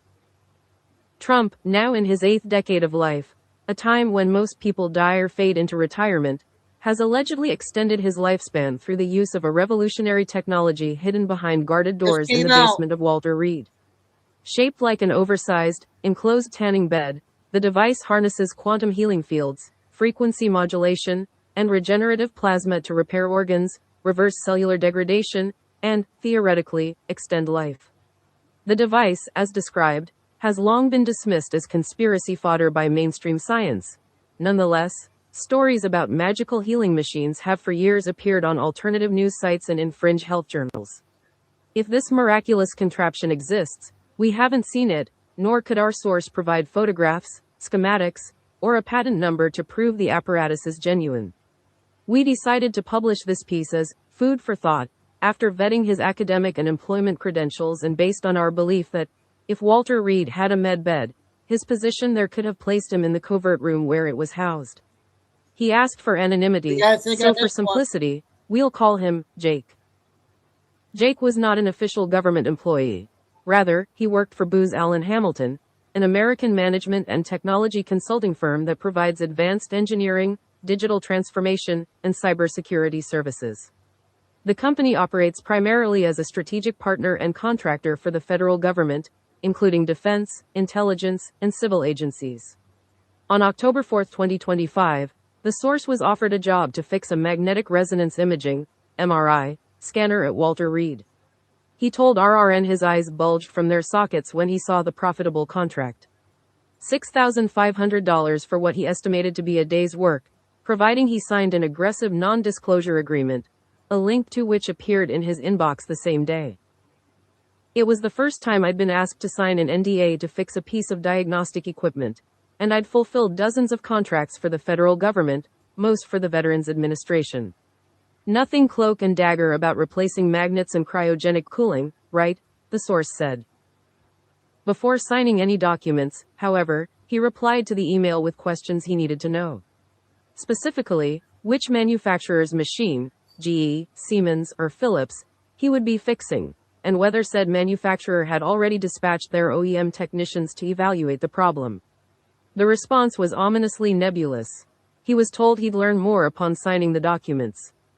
I was intrigued and needed the money, Jake said, so I agreed.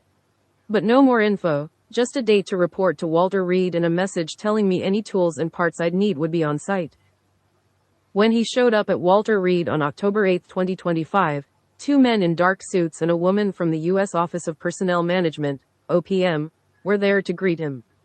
The woman, the source reiterated, reminded him he had taken a vow of silence prior to escorting him to a blindingly bright room with a steel table, atop which sat an array of inert, superconducting magnets that, in an MRI, aligned the protons in a human body to allow radio signals to map soft tissue. The magnets, Jake told us, were misshapen, octagonal instead of square plates. Never saw anything like it before, and I'm familiar with every manufacturer's equipment. I was told they got demagnetized. It can happen, but if and when it does, it happens over decades. Not on an MRI assembled in 2020, extraordinarily unusual. So, they're staring at me, and I'm looking at the dead magnets, and I'm thinking to myself, okay. Where are the new ones, the tools, and the MRI? It was a short, awkward silence, but it felt like forever. Finally, I ask, and the woman, well, it was OPM Chief Privacy Office, Kirsten Moncada. She glares at me and wants my assurance I can do the job before I see the machine. I'm feeling a little spooked, but I'm not turning down payday. And again she repeated I'd signed an NDA and that everything there was confidential and proprietary. You get the picture, Jake said. He was led out of the room and down a narrow hallway ending at a door with a placard that read, Special Diagnostics. Unlike other doors on the level, this one had biometric security, retinal and fingerprint scanners, and a security keypad. Only Moncada, Jake said, had credentials to unlock the door. As Jake stepped beyond the threshold, he felt certain Moncada had brought him to the wrong room, for the contraption he beheld was so dissimilar to any MRI he'd ever seen that he thought he was gazing at an overly engineered tanning bed. The 8-foot-long, capsule-shaped cradle had a hinged cover, its inside lined with what Jake first thought were fluorescent tubes. It was no MRI, open or closed, Jake said. There's no gliding patient tray that draws you into the center of a scanner. You'd climb inside, lie flat on a cushioned bed, and the cover, or canopy, would close around you, sealing you inside. Kristen Moncada, she handed me 6 stapled pages, obviously copies taken from a technical manual, detailing how to replace the magnets in a side compartment. She asked me, almost hostilely, can you fix it or not? And I say, out of curiosity, it would help if I had the entire manual and not just pages 64 to 69. She's shaking her head from side to side, telling me no, that all I need to complete the job are the pages she gave me. And she's right. Someone had already removed the demagnetized magnets, and all I had to do was install new ones.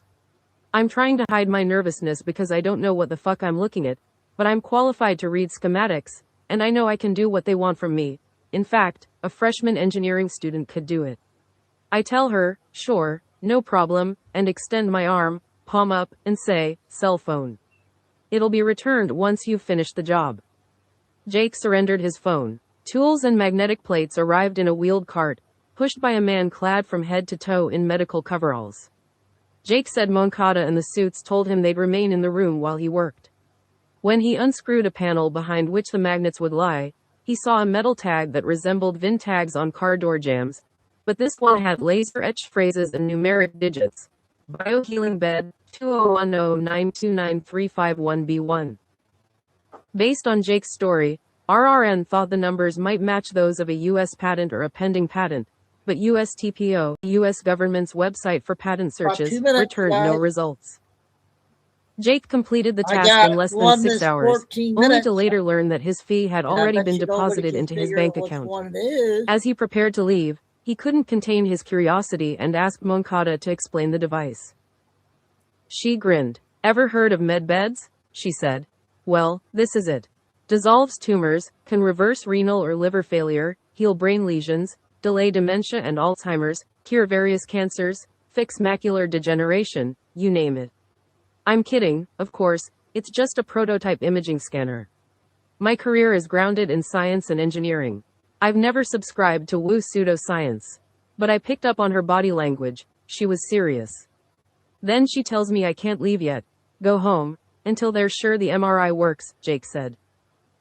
Moncada, he went on, booked for him a 2-day stay at the Bethesda Tapestry Hotel. He had no freedom. Suited escorts stood guard outside his door and tailed him whenever he left the room, even when he ventured to the lobby coffee lounge in the adjoining bistro. At 7 a.m., October 10, 2025, Moncada roused Jake from bed, saying one of the magnets needed to be realigned immediately.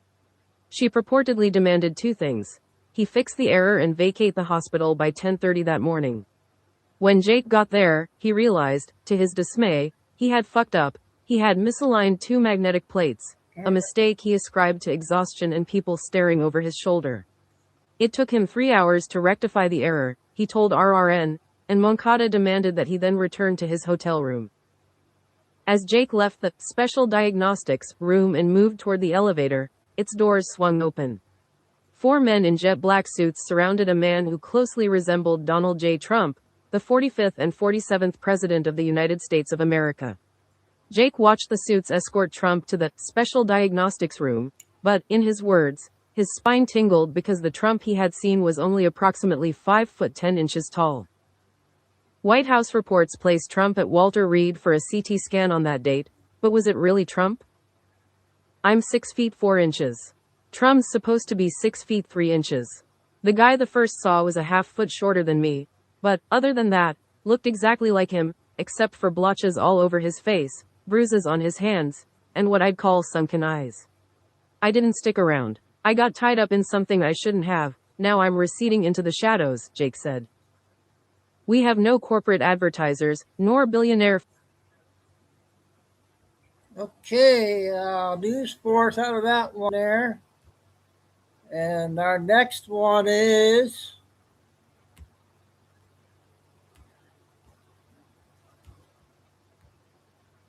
"14 minutes. Guess who?"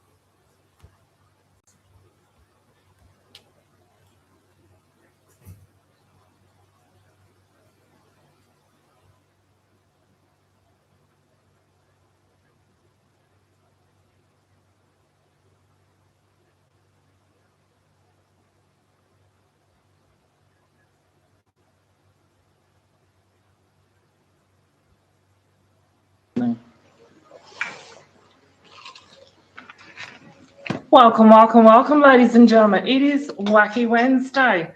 It is great to be here in the beautiful, little overcast here today in the beautiful city of Melbourne, Australia. We're not in Melbourne, Florida. We're in Melbourne, Australia today. So let's get into it. We're going to talk about many, many fundamentals today, because I said the other day it's my new F word. So let's talk about what is happening in the digital assets world and why do we still talk about this XRP ledger. As I explained the other day, we have these parallels in the banking system which we utilise in the new XRP ledger. So what are they doing? Well, they've just done a critical upgrade, I should say, and their deadline was on the 27th of May. So as of probably a little bit later, in a few hours' time, you'll start to see many changes, and those changes are actually going to occur also in your Forex trading platforms as well. We'll get into that in a short moment. But the critical upgrade deadline, as I said, is set to activate outdated nodes.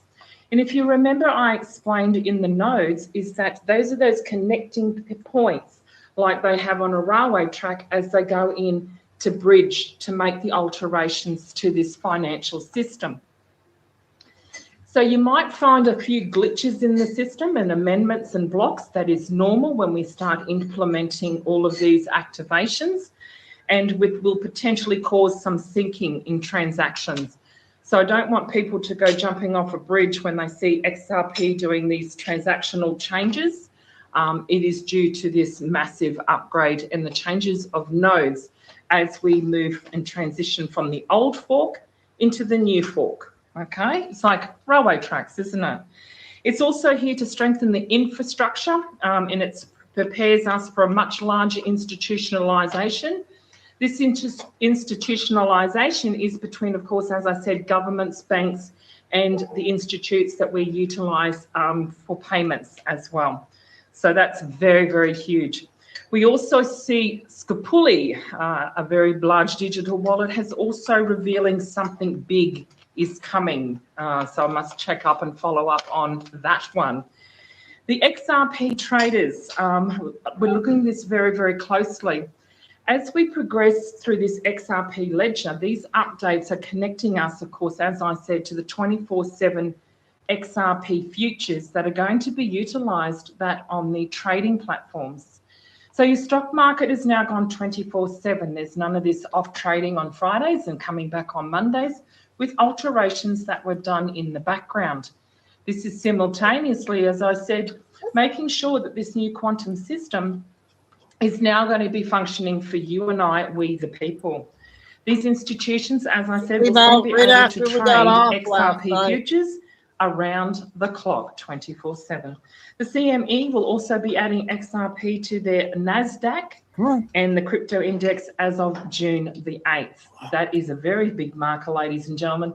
You want to be putting that one in your calendar if you're into the fundamentals and the factionals as well. So what else is going on in the big wide world? Well, let's go straight to Africa, because some fascinating things. While we're focused on all these other things, Africa are having its strong internal audit, and that's occurring between May the 25th to the 29th. So they're in the middle of doing an audit.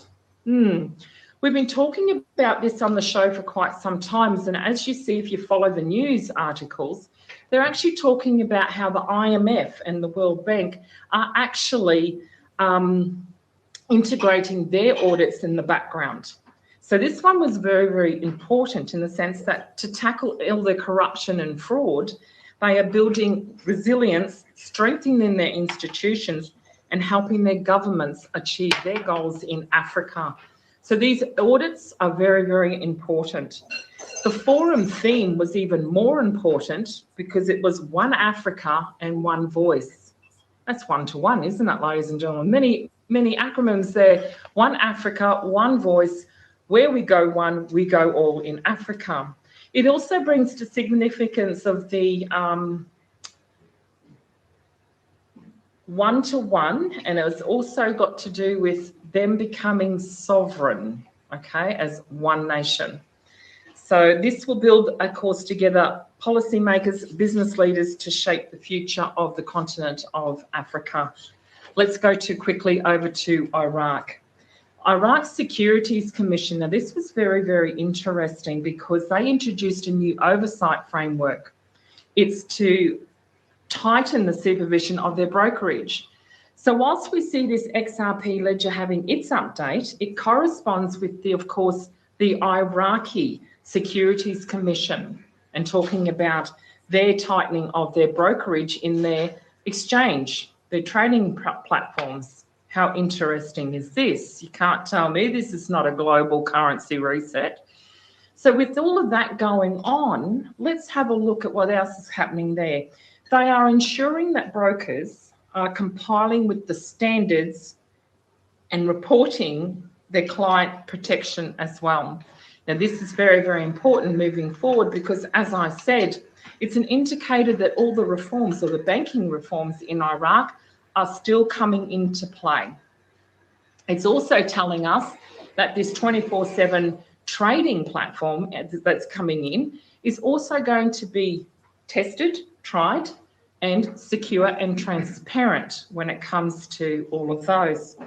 It's also including the reforms in tightening and confidence for those of us who are strategically invested in their currencies as well. So this is very, very important when it comes to the currency situation. Talking about security and accreditation. We've often talked about in the background how I have said that the World Economic Forum has been altered and changed and is now called the International Forum. Well, this week we're seeing the International Security Forum happen and kick off between the 26th to the 29th of May in Moscow. Interesting how it was held in Russia and run by the Russian Security Council. International Security Forum in Russia. Keep that in mind.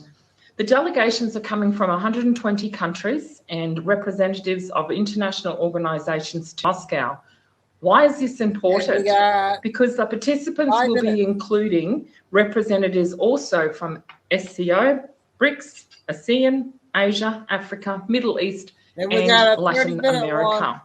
So it certainly takes up majority of the globe, doesn't it? But what are they going to be discussing is most important? Well, they're talking about global security. Global currency reset, global security. You want to be listening to this little forum. The formation of this multipolar world, multi-complexes. We're not going to what we used to know as the one world order. This is a multipolar. So this is getting us all aligned in the polar bears, North Pole, perhaps. Anyway, multipolar and global majority cooperation. So there's a co-op going on when it comes to all of this. JFK, well, happy birthday to you, sir. It is May the 29th, and you were born in 1917. Can't make it up. So may the force be with you, sir. Let's go back a little bit. Talking about 1917, we're going to go back a couple of weeks here, and let's talk about May the 14th and the 15th. The US actually hosted talks with Israel and Lebanon. Now they come back and they reconvene on June the 2nd and the 3rd. In addition, though, this is what I was keeping an eye on. In addition, there is going to be a security track that will be launched at the Pentagon on May the 29th. These are the things we don't hear about or see very often in the news, but are quite important and relevant to the big situation. With military delegates from both of those countries, they are going to be talking about advanced, lasting peace between the two countries. They're talking about full recognition of each other's sovereignty, territorial integrity, and establishing genuine security along their shared borders. Now, if that's not important to a global currency reset, and we say that this reset is not just about the monetary values, ladies and gentlemen, it is also to do with Nasara Jasara. We require world peace for us to be able to release the funds.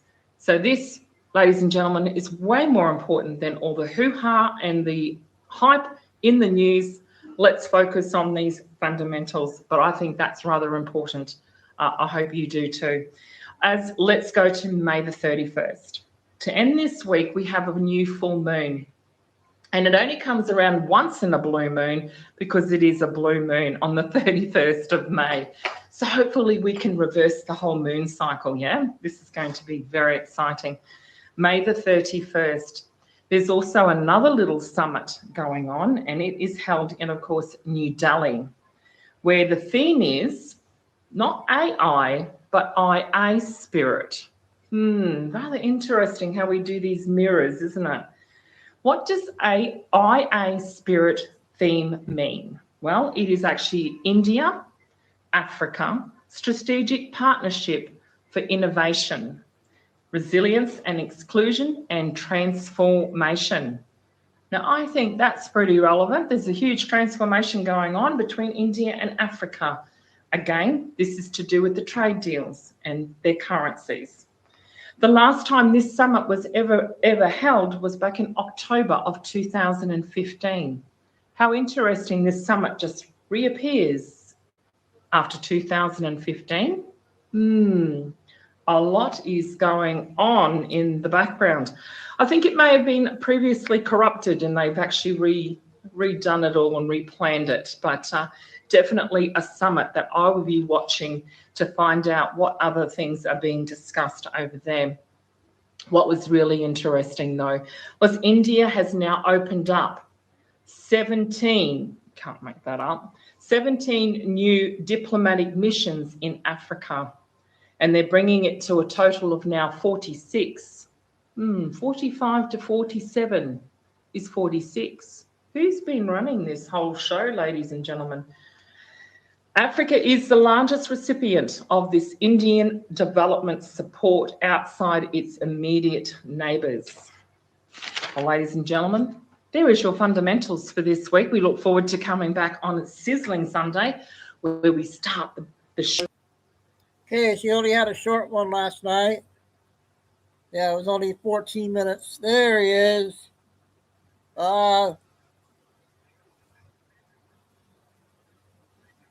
So we got a 30-minute Nick Shirley.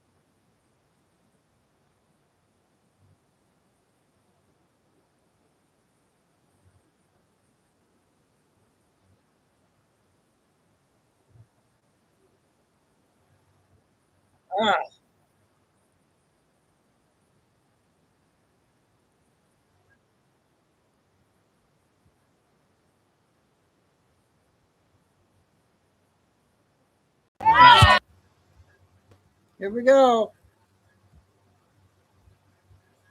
Uh-oh. Get out! That's why your mom didn't teach you right. Because you think that you're welcome in this space. All these people were telling you to leave. This is the white kind of privilege. You're evil. We are here in New York City at an anti-ICE protest. We're going to see what's going to be happening here on the streets. Here we go, everybody. What's your sign say? Proudly representing my family members and friends who are scared to talk and protest, and I'll scream for us. There you go. Have you had any family members that have been deported? I don't want to talk about that. No. Are you worried about your family being deported? I don't want to talk about that. Thank you. No worries. Have a great rest of your day. You're passionate. What makes you so passionate about the No ICE movement? Trump is raping a mental hospital. Trump is raping a mental hospital. That's what he's doing. Really? I don't understand a word he just said. I have a question for you. Would you rather have ICE or ISIS here? Access here. You'd rather have ISIS here? Makes a lot of sense. Wow. Good. Fuck you, fascists! Fuck you, fascists! Fuck you, fascists! Fuck you, fascists! This man's passionate. If they live in New York City, if they're talking like that, how the heck are they living there? Right here. Bringing the passion out here to the protest today. How are you doing? The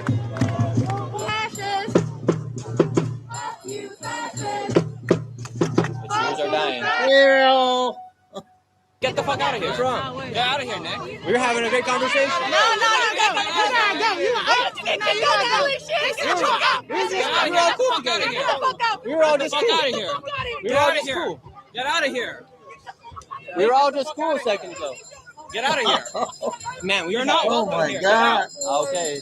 You're not welcome here, Nick. Get out. Nick, get the fuck That's out of here. New York for you. New York. Here and try to sit here, pretend like you're for us, and you're over there in El Salvador. You were invited to the prisons there, were you not? Were you not? Were you not happy? Were you not paid out to flown out to El Salvador to talk about the prisons there? I was not paid. Okay, so you went for free?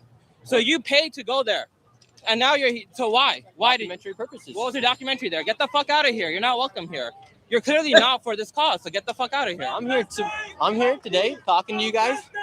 No, get the fuck out of here. No one wants to talk to you. Get out of here. A lot of people have talked to me, so you can go on. You got enough content. Get the fuck out now. Get out. Get the fuck out of here. Go on. Get the fuck out of here. Your protest is leaving you. Go on, Get sir. the fuck out of here. Get the fuck out of here. Get the fuck out of here, Nick. Let me walk. Nick, get the fuck out of here. Let me walk. I'm not stopping you. Walk that way. Take the train back that way. Nick, get the fuck out of here. Fuck the KKK, fuck ICE, and Donald Trump's criminal regime. What do you think, Flying Eagle? This is going to be wild.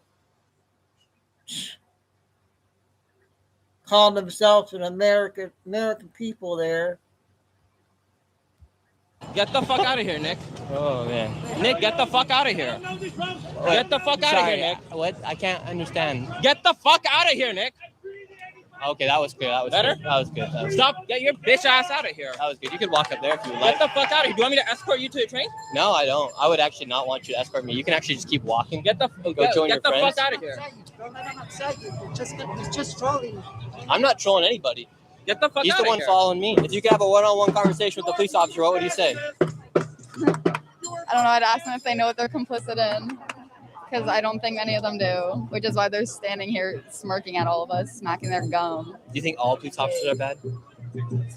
I mean, yeah, they're part of a system that's broken. So yes, they are complicit. Yes. Y'all talk about cops all day. What do you want to know? 50-A.org. If you live in New York City, put in their badge number. Find out how many allegations they have, how much they've cost the city, how much money they make. 50-A.org. Look up dirty cops. 50-A.org. Should they defund the NYPD? Absolutely. Abolish it. Revamp the entire system. Who would you like to protect? Nobody deserves their own flag. Back the blue is a disgusting, abusive tactic. So all cops are bastards when we say that. We say that because they turned a blind eye to abuse. And if you see something, they don't say something, right? They turn a blind eye. That's what back the blue is, right? They back each other up. Therefore, all cops are bastards because they're all enabling a system that is harming people. Who should protect the city? Original policing came from slave catching, slave catchers, white men chasing black people, slaves. We know that. This is where they don't teach us this in the history books. Slave catchers, that's where all these fucking fools came from. And then who should protect the city? You abolish it and you start the whole system all over again. You put in more services to homelessness, community activations. You stop putting so much money into policing because they're not here to protect people, they're here to protect property. And as a woman that's called the police for DV before, they're not here for me. To get out there, right? Women should never call the cops. Ladies never call the cops for domestic violence. They're not here to help you. Who should they call every day? Your community. See, white people, we have a big problem in our white community. White people, we don't know how to form communities. We don't know how to ask for help. We love silence. We love sweeping shit under the rug because you have to look a certain way, act a certain way, be a kind of certain way, right? That's white people shit. And we got to unlearn that because we're all being told a lie. When people start to speak up, people were called crazy. The Oh, second they we did started it to speak again? up, white Why they people go? were literally murdered back in the day when we stood up for black people because something must be wrong with them. Why would they be supporting black people? Don't get it twisted. All right. Fuck police. At least 40% of them beat their wives. They killed at least 30 dogs every day. Yo, you're a pussy. I'm white, you're white. What should we do? Oh my God, use our privilege all day, every day. Oh. Stand front lines. Yo, black people shouldn't even be fucking out here. It should be all of us fighting against white supremacy. We should be front line, protecting ourselves, putting our bodies on the line. What, you get arrested for a couple hours? Yo, sue their asses, make 10 grand. Really, 1-800-SUE-CITY. Sue the police. I go on forever, real shit. I want to see I've you been get outside arrested. for a while. I've been arrested. I think how many times I've been arrested? A lot. Can I see you get arrested tonight? I mean, I'm really would rather not get arrested, but I will. I will always take one for the team. It's revolutionary shit. A free I'm 10 just saying, y'all want to fuck with us? Like, yeah, you sue them when they hurt you and they unlawfully arrest you for using your First Amendment right. How much money have you made from getting arrested? Enough. Pay the bills. Taxpayers' money.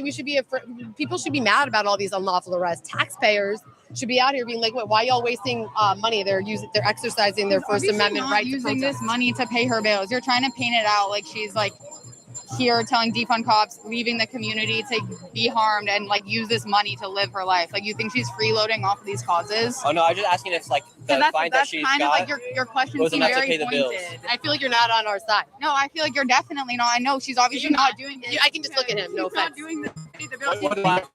She cares about the No offense. community. You're the point. Yeah, like Oh, come I know your type. I married someone like you. What happened? I did. I got divorced. I'm sorry to hear that, man. I know we're just talking to people, giving you people, everyone a voice. You about that free Palestine? Free Palestine, for real. Yeah. Okay. So Pretty sad what's going on. Okay. Pretty sad what's going You on. make money off this? We're live right now. We're talking to people. Got anything to say? Please don't police me. I beg you. Anything you gotta say? You got 7,000 people watching right now. No, I think I said what I had to say. Fuck 12. Fuck the police. You did a very good job saying what you want to say. Thank you so much. Have a great rest of your day, man. We're trapped right here. I don't know where to go. We're trapped. It's kind of hard. You're white and privileged. You could probably walk right across the street. They'll let you. See what happens. Fuck 12. Black Lives Matter. Free Palestine. Free Congo. Free Sudan. Fuck ICE. I have a question for you. ICE or ISIS? I think ISIS. Can you is a actually get the fuck out of here? Like, please leave. I was asking Like, her a please question. leave. No, what? ICE or ISIS? Who Okay, are okay, you? okay. Like, actually get the fuck out of here. Okay, Get okay, the I fuck will leave. out of here. I'll leave now. Leave. All right, I'm moving. I'm going. Thank you so much, man. Here we go. All right, we're out of there. She chose ISIS. How you doing, sir? You enjoying the protest? Yeah, are you? Yes, sir. Oh, right here, dickhead? I ain't no racist, sir. Shit. Yeah, no, we just out here You're not chilling. raised to be a dickhead? I ain't a dickhead either. What you out here for? You out here for this shit? Yes, sir. We're out here talking to the protesters, seeing what's going on. So, The way everybody's responding to you, you must be a I know they're dickhead. kind of getting mad, huh? Yeah, obviously you ain't out here for us. I'm out here just to give You're the out here people like on some opinions. white supremacy shit. Because No. you're a white boy and that's how y'all niggas act. You Oh, know what really? I mean? There's a lot of other white boys out here. Word, I know. You probably like all this shit that's going on, the white supremacy, all this shit. You know how y'all took over this land? Yeah. You know, there used to be Mexican land and all that, Native American Mexican land. Yeah. You know, people came from Europe, came over here and did shit and then built walls up, told them people they got to stay down there. Yeah. How would y'all like if somebody came over there in Europe and did that shit to y'all? How about we start crazy y'all getting y'all out here and getting shit back to the Native Americans? How would you like that? Now your interview. How would you like that? How about we purge this shit for the Native Americans, give it back to the original people of this land? Were you born here? Who? You. My people are Native American, yes. My people are Native American, yes. They were mixed with black people. Yes, I got a 100% Native American grandmother. What about you? So we're on the same Are page. you from here? No, you're not from here. You're not from here. Oh, yeah. You're not from here. You're European, right? I'm here. How about we purge this shit for the Native Americans? Are you with that? Am I with Are that? you with that? Current day?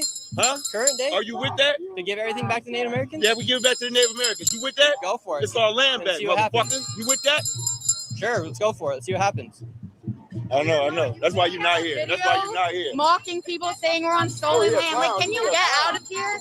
Like, actually get out of here. I'm leaving. I'm walking with you guys. No one wants you here. Like, go. You look dirty as hell, yo. You look dirty, bro. I do look dirty. You look dirty, bro. You look dirty, bro. I look dirty. You look dirty. Your hair and all that shit. Your body. Your clothes gonna look like whatever. Your body, your face look dirty, motherfucker. You look stinky, nigga. Slime ball. Look at this dirty ass nigga. Dirty motherfucker. Dirty. Grease ball. No, fuck that. He gonna get me all day. His raggedy ass, look at this dirty ass motherfucker. Put it on your face. It is on my dirty face. Ass. He need to take a shower, cut his hair. You know what I mean? I could use Get a clean cut. Act like the white boy you supposed to be. Put a suit on. I should put a suit on. Right? That'd be you know good. what I mean? That'd be good. You ain't playing the part right. You ain't playing the part. You like a beach bum, nigga. You ain't playing the part right, dirty ass boy. Go get in the shower. You look tan as fuck. You trying to be black? Huh? So you trying to get a tan? Now it's a crime to be outside. You trying to get a tan, Now it's a motherfucker? crime to be outside. Now, what do you guys think? Is this news? This is important news to get out. We need to know all this. It's a crime to be outside now? Fucking clown. Nick he's a big time top of the charts.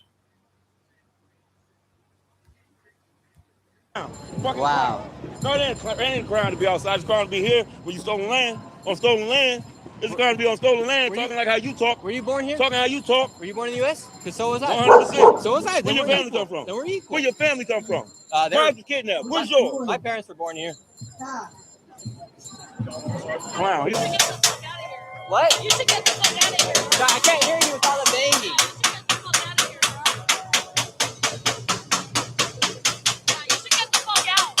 I can't hear you with all that banging noise. What are you saying? Get the fuck out, cracker. Get out. I got it.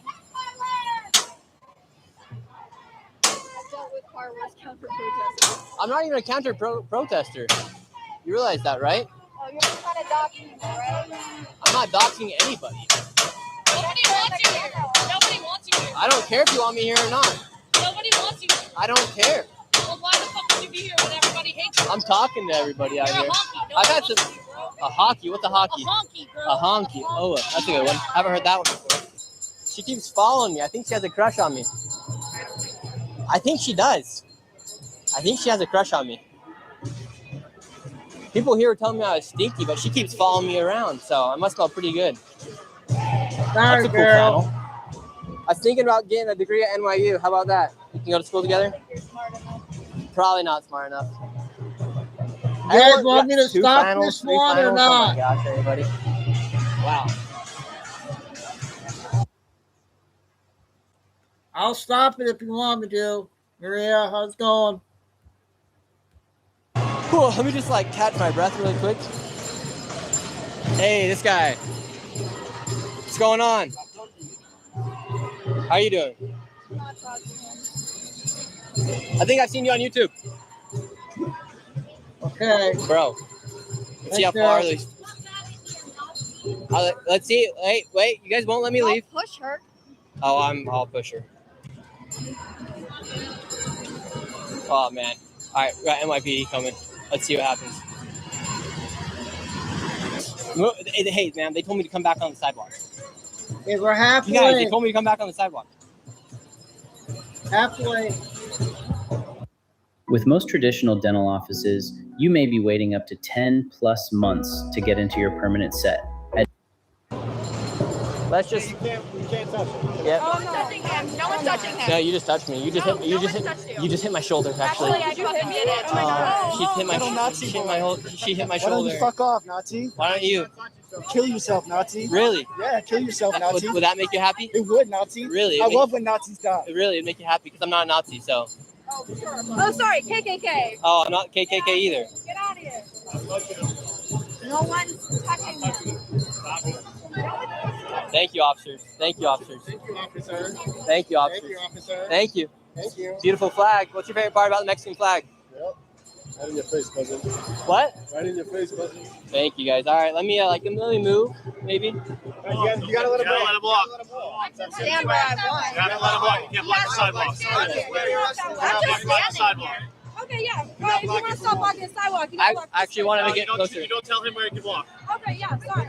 If you can tell me where I can stand, I can't stand here now. I'm not blocking him. Let's Blocking from moving. Getting I haven't moved. Getting arrested. Getting real close. I think you should arrest him. He's harassing us. I'm harassing you. Listen, he's allowed to walk with me, right? If you like his badge, you're going to be arrested. He's welcome to. I think they have a crush on me. I think that's the problem. These people. He's blocking the sidewalk. He needs to move. I'm trying to walk, but he just keeps walking in front of me. Just, can I get through, please? You got to let him walk. He's not. Oh, he's touching me. He's on my phone. I'm not on your foot. You literally are. No, officer. Keep walking. Keep walking. You can't walk the sidewalk. Man, you got to let him walk. Yeah, go ahead. Let him walk. Go. Walk away. Walk away. Let him go. He can go that way. Go ahead. Walk away. Walk away. Keep walking. Keep walking. You guys aren't letting me leave. Look, now we. Jeez. All right, everybody. A little crazy out here. They're not letting me leave. Now they're letting me leave.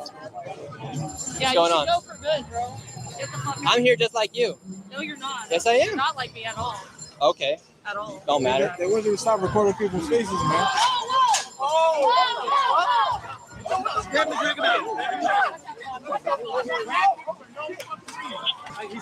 Stay on the sidewalk. Stay on the sidewalk. That's pushing, man.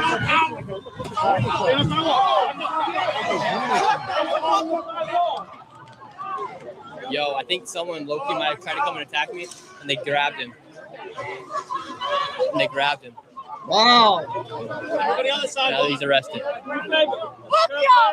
up on the sidewalk. Just step back. Back up. Yo, that guy might have been coming after me. Now that person, someone just kicked me from behind. Someone just kicked me from behind. Whoa. They're pushing me. I'm trying, officer. One of these people about to get arrested. Yep.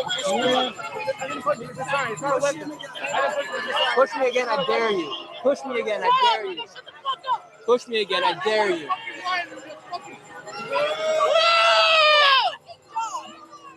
Holy cow, you guys.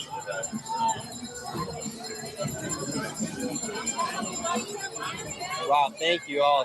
Thank you, Andre Torres. We appreciate you. Thank you, Desert Doctor Cohen member. Thank you, Kroom, for the donation. We appreciate you.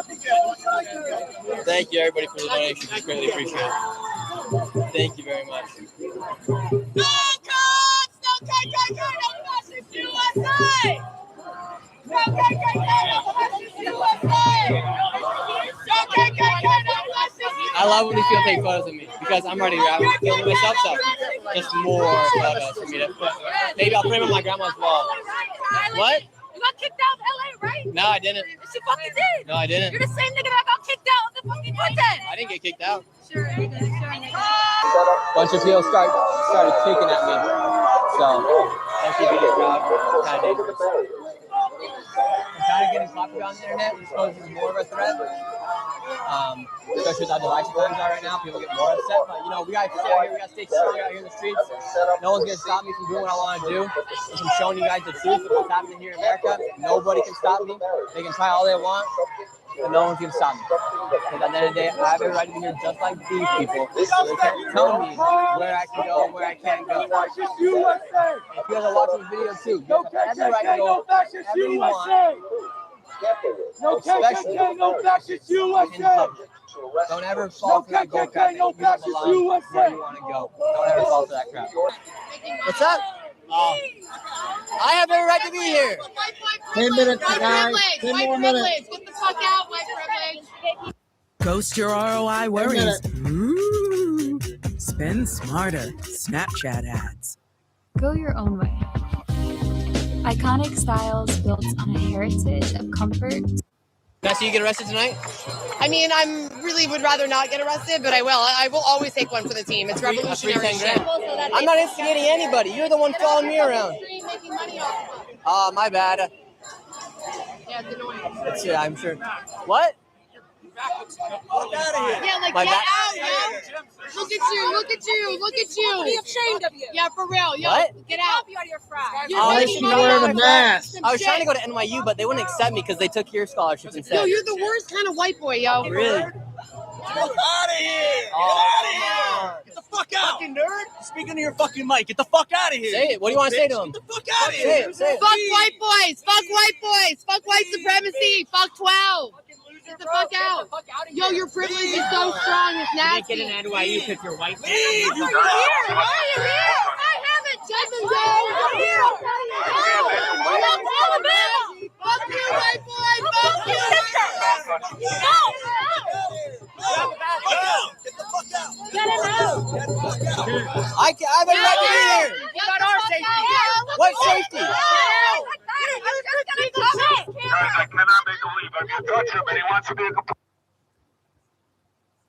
I think this is one of the hardest videos Nick ever done, I think. The one in that country where he just Cuba, but I think this is more dangerous. I can't believe how bad New York is. Terrible. I'm gonna arrest you, okay? What if he touches us? Just cover. I'm not gonna touch any of you. No, I can be right here. I can be right here.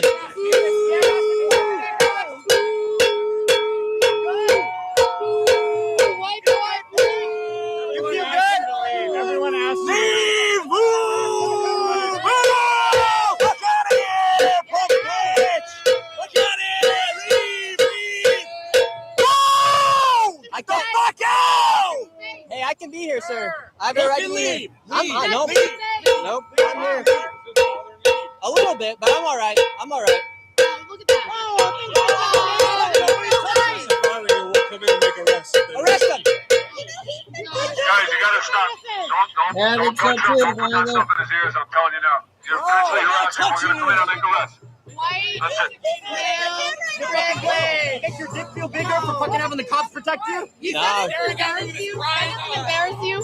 No, it doesn't. I have not touched him. Doesn't matter. Don't do that. Why can't I do that?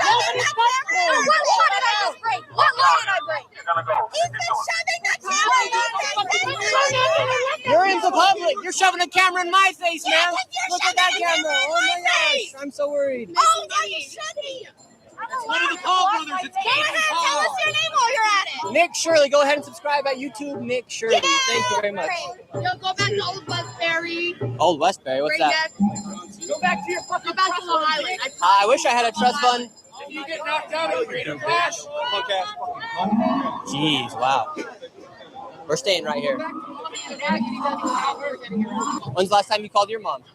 That's my mom. Yeah, that explains a lot. Wow. Let's just stay right here. You can engage with it all you want.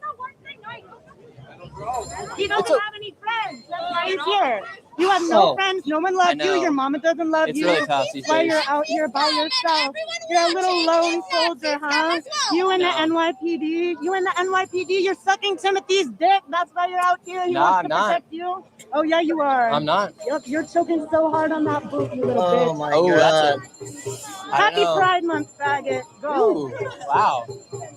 Hope you have a great Pride Month. I am. You are. That's good. That's good. I'm happy you get to celebrate it. Get out. Wow.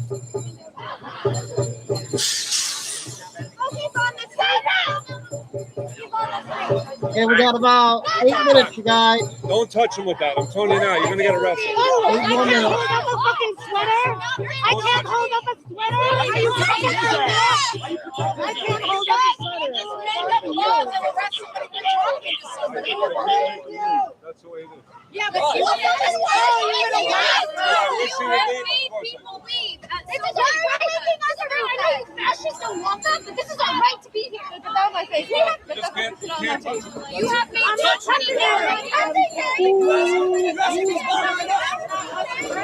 I'm not even doing anything to you guys. You're the ones coming after me. Shit, like, like it's not a law. Everybody just goes to jail for 6 hours. No, get that shit out of my face. Like, don't put that in my face, bro. If you don't want violence, you should remove the cause of the violence. I haven't caused any violence. Yo, it's your lack of awareness that you're in a space where you don't belong. That's when you leave because you're polite, right? That's when you're courteous. That's why your mom didn't fucking teach you right. Because you think that you're welcome in this space. All these people were telling you to leave. This is the white kind of privilege. Yo, you're fucking evil. Evil. Ooh. You all too backing this up. It's a problem. Cognitive dissonance. You don't understand. You're not welcome here. This is the privilege. What's up? Nah, I'm all right. Yo, you're a fucking rapist. Because the moment I leave right there, women. the moment I leave, I do not rape women. I do not rape women. Yeah, you do. You're a rapist. Really? You're a rapist. That's what they do. They just slander you. You ignore women. You ignore the needs of all these people. All these people don't want you here, yet you choose to stay. That speaks to you. You could be quiet. I'm never going to be quiet, especially when a man tells me. And you could stop talking to me, and that'd solve a lot of your problems, right? Hey, listen. Your dick is the size of an eraser. Oof. You have no fucking common courtesy. This thing keeps touching you. Do you want us to make an arrest there? I'm gonna do it if you say so. Arrest him. Like, do it. Hey, this is the last time I'm telling you. If anything touches the guy again, I'm sending guys in. We're gonna arrest you. He's not. We're watching it. We're all standing here. What's the matter with you? I'm telling you now. Next guy. If you're a business that handles Hey, this should be contracts, the last proposals, commercial. or other kinds of important paperwork, then it's time you met. No, what is it? That's what we need to know. Oh, yeah, that's right. When you look for this movie, that's where I bought it. I did look it up. You're supposed to write. You know it's not against the law for us to stand next to this person. You want right there.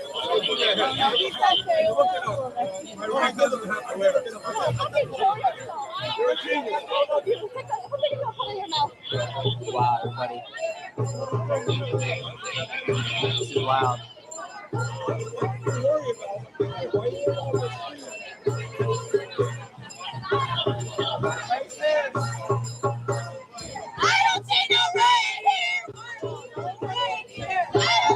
Holy cow, everybody. That's your piece of shit. Shut the fuck up. I thought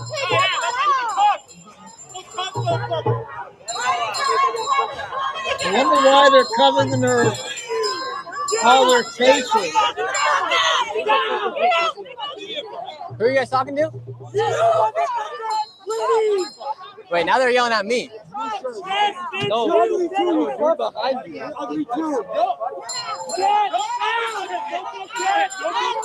Why are you guys mad at me for being here? What?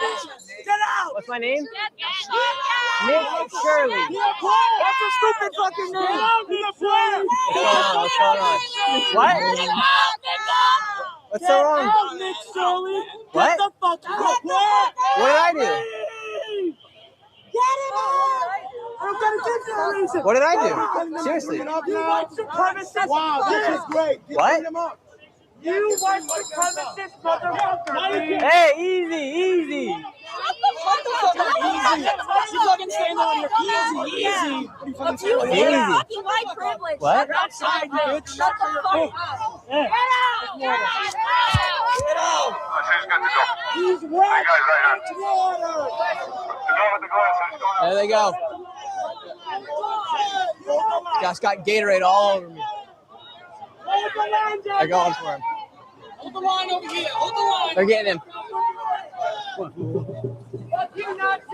Yeah, run, boy. Go get him.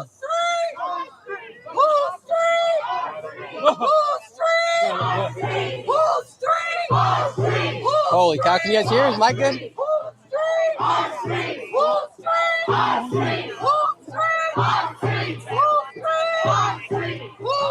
Yo, Mike good? Everyone give me a thumbs up in the chat. Is Mike good? Mike good.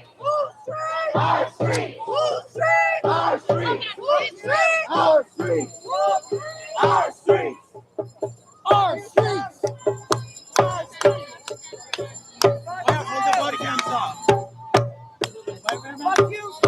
I'm good. Thank you, sir. I got wet too. I know you got wet too. We smell like Gatorade now. Now we smell like green Gatorade. Oh, yeah. That's what is it? Great Gatorade. They poured Gator on it. Oh, Gatorade hell on it. Yeah, I know, man. Stay safe, all right? God bless you. I like that necklace right there. Rest in peace to your mom. It's not really safe for you in there. I know, but it's important. Can you come out here 1 second? Y'all, look at I'm not it. making you leave. I'm not making you leave. But I prefer if you could. It's just getting too hairy. I know. I worry if I leave, then someone's gonna follow me out. No, so no, that's all another guys thing, go. all right. Thank you so much. All right, you guys, we're heading out. I'm gonna have these two guys. Guys, you just go in and no one follows you. Where you gotta go? Probably the subway. Let's go. All right, let's get out of here. Oh, look at your white privilege. Yo, white privilege. Peace out. Peace out. Fuck you, Have a good one. Have a good one. Thank you, officer. Wow. Crazy.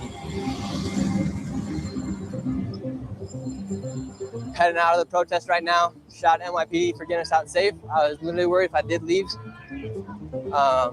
someone would follow me because you guys saw what just happened there. They attacked me.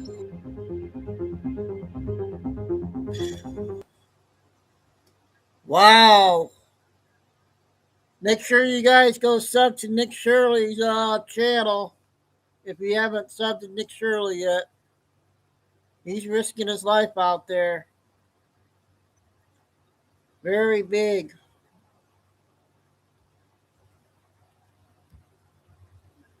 Hey, we got a 6-minute Robert video.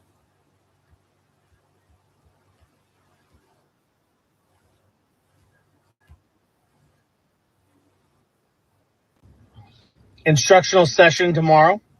6 We're going to minutes. talk more about how the trust works and stuff like that. But I wanted to update you because today is a big day, and something really big happened today. So the first land transfer, or conveyance is the proper word, has taken place. The deed was perfected with an addendum of the qualified capacity of the living trust in all of its capacities, and representation was appeared, and it was recorded as a singular document. So we got it. We're here. United States, North America. We're on the North American continent, and now we have reached the land in the United States. Now, the question is, what does that mean? Well, there's a couple theories going around. Because the living trust is under the administration of the United States Army, the piece of land that has been transferred, that land plot that goes back to 1861 will no longer be able to be administered by the federal government because, as if anyone's studied Aristotle, the whole is greater than its many parts. So once you have less than whole, or you have unholy, you now have to initiate a reconciliation process. And when you initiate that reconciliation process, that plot, which I believe is 40,000 acres, will have to be reconciled and moved back into the Department of Interior because it is unwhole, which essentially could set off a chain reaction. And so we're waiting to see the markets. But I think we've come to term this the foreign federal municipal meltdown. So basically what may happen, and it is quite possible it will happen, is a cascade event where the first plot transfers, and because they've convoluted the plot lines and the grid lines so poorly, that plot will lead to another plot, and then that plot, the Army will have to take jurisdiction of that plot, and then that plot will be convoluted to the next plot, and this is where gerrymandering and stuff becomes so dangerous. So so technically, what could happen is it could send the municipal bond market into an all call where all of the bonds that are under these titles going back to 1861, where now the railroad bonds that are still there have to be called in, and those have to be paid off by Congress, and then the federal bonds will have to be paid off, and then the state bonds will have to be paid off, and then the local municipal bonds will have to be paid off, so that the title is cleaned, so that the title can transfer back into the Department of Interior, in which case the mortgages would go away. If this cascade event does happen, and this is the piercing of the veil, so to say, or the initiating of the chain reaction, it also means it's a good possibility that it will activate the national and global financial systems that everybody's been waiting for. So we're just going to have to see. I do know, I did some research on the original short market back in 2008. I think that was a test run. And I can tell you just in one company, the default swap insurance market is 14 times bigger than it was in 2008, which could send the municipal bond market into a full free fall, which would then cause the local, state, federal, and U.S. Congress civil stability to become unstable, which then essentially would cause the U.S. military to have to assume jurisdiction because of civil unrest. So that's my guess. That's my bet I'm hedging. And this might be it. This might be the trigger point. If that's true and everything looks the way it does, we were technically the rock that hit Goliath in the head. For those individuals that I had warned 6 years ago, step one was to bitch slap the American Bar Association and put them on their knees so they keep their mouth shut.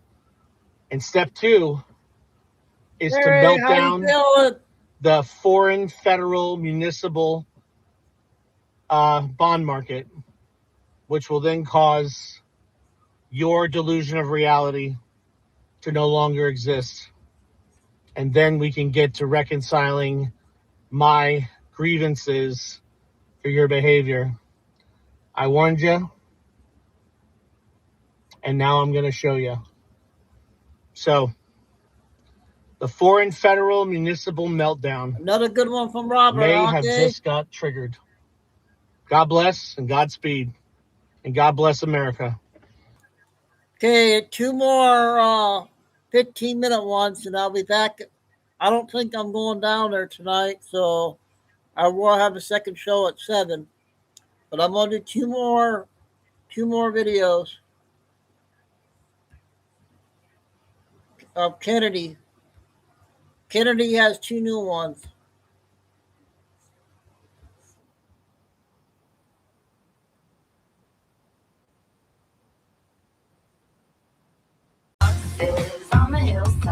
Saying that illegal immigration should not be criminalized as a position, is it not? Everything that I wrote while I was an advocate, not a sitting judge. Oh, I see. I was. Did you mean it when you wrote it? That's good. When I wrote it, did you mean it? I meant it when I wrote it because. Okay, but you don't mean it now. I do not mean it now. Senator John Kennedy absolutely tears into this extremist Democratic nominee. Kennedy even goes so far to call the man a radical ideologue. You're not going to believe how intensive this gets. So you're quite a prolific writer, and you say, and I heard you answer Senator Durbin's question. You said you don't take a position in these articles. I said I tried not to take a position in most of my articles. Well, you didn't succeed. In October 2020, you published an article entitled, "I Can't Breathe." You remember that article? I do remember that article. Okay. You were talking about Mr. George Floyd's tragic death. Here's what you said, quote, your words, not mine. Quote, what happened next after Mr. Floyd's death is nothing short of amazing. Mostly peaceful protest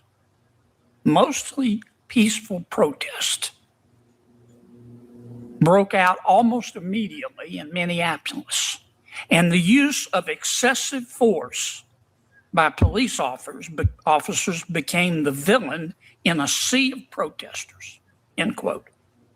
Did I read that accurately? That sounds correct, yes, Senator. All right, and then in October of 2019, you wrote an article entitled Raising Responsibility, a Concerned Parent's Perspective. You remember that? I do remember that, yes. Did you take a position in that article? I recall my position being talking about how am I going to address issues with my children. So you did take positions, unlike what you told Senator Durbin. What I told Senator Durbin that I try not to take positions. Okay. Well, I'm going to read you from your article. Quote, your words, not mine. Needless to say, I have a guarded opinion about the police. How do I teach my sons to respect them and fear them at the same time? There can be no question This is a that new police guy, officers panel have guy. some of these same internal or external biases. Let me repeat that. There can be no question that police officers, not some, all police officers have some of these same internal or external biases described above. Do some of them view black males differently than others? I think so. Sounds like a position to me.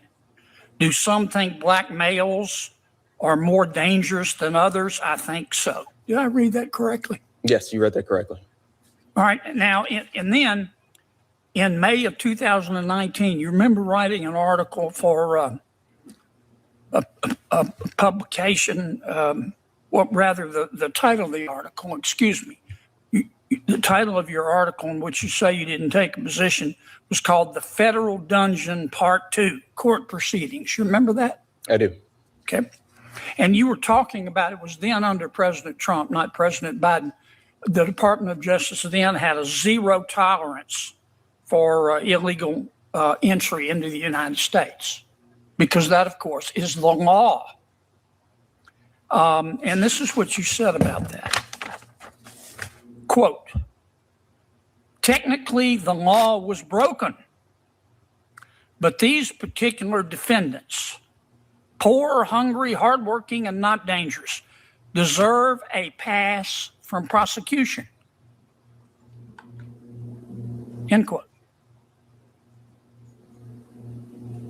Saying that illegal immigration should not be criminalized is a position, is it not? It is. What I'd like to add is that everything that I wrote while I was an advocate, not a sitting judge. Oh, I see. That makes a difference. Did you mean it when you wrote it? When I wrote it? Did you mean it? I meant it when I wrote it because. Okay, but you don't mean it now? I do not mean it now. So if you take off your advocate hat today, do you have your advocate hat on today? I am no longer an advocate. I'm a sitting magistrate judge. Okay, so you don't tell the truth when you're an advocate, but you do when you're not? Is it okay to lie if you're an advocate? I don't follow the question. I think it's pretty clear, and I think you follow it. You've taken a lot of radical positions, Judge, and you can't make this catwalk backwards. Now, you can't make this catwalk backwards. I have one question for our second judge here. Judge, you remember a couple years ago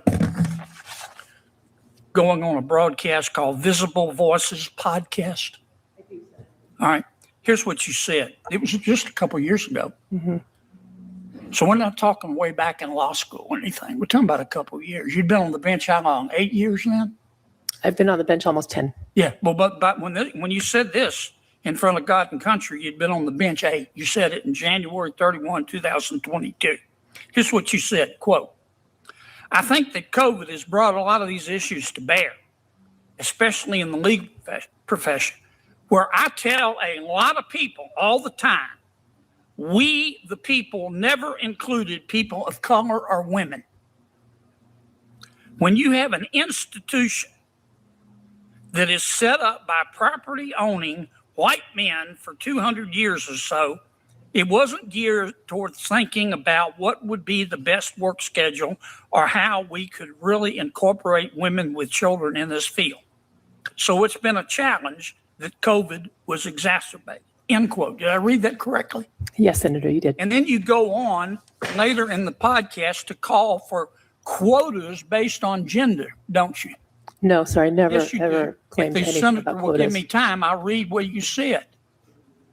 May I finish reading what you said? The witnesses denied believing in quotas based on gender, and I have the quote. Senator, you may read the quote, and then she will give an opportunity to respond. Okay, here's your quote, Judge. Your words, not mine. Quote, I think recognizing implicit bias is really important. Me too. But I'll be honest, I don't think that's enough. Because the truth of the matter is nobody is going to voluntarily give up their position in favor of women. Women have to demand it.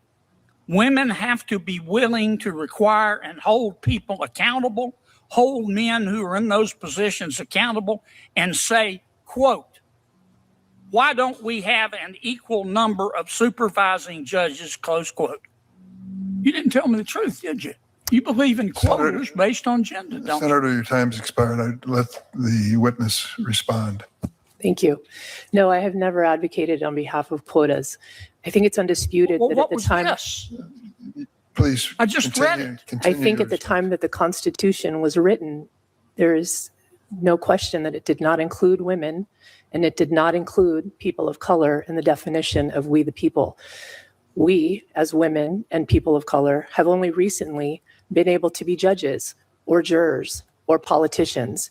But the systems that were created when I was excluded and when people of color were excluded continue. All I was commenting upon is that the diversity in the judiciary builds integrity in the system and public confidence in those institutions. I never mentioned anything about quota. Thank you. Good try, Judge. Senator Butler? Good try. I believe you testified that you think the Constitution should be interpreted according to its original public meaning. Is that right? Yes, Senator. What does original public meaning mean?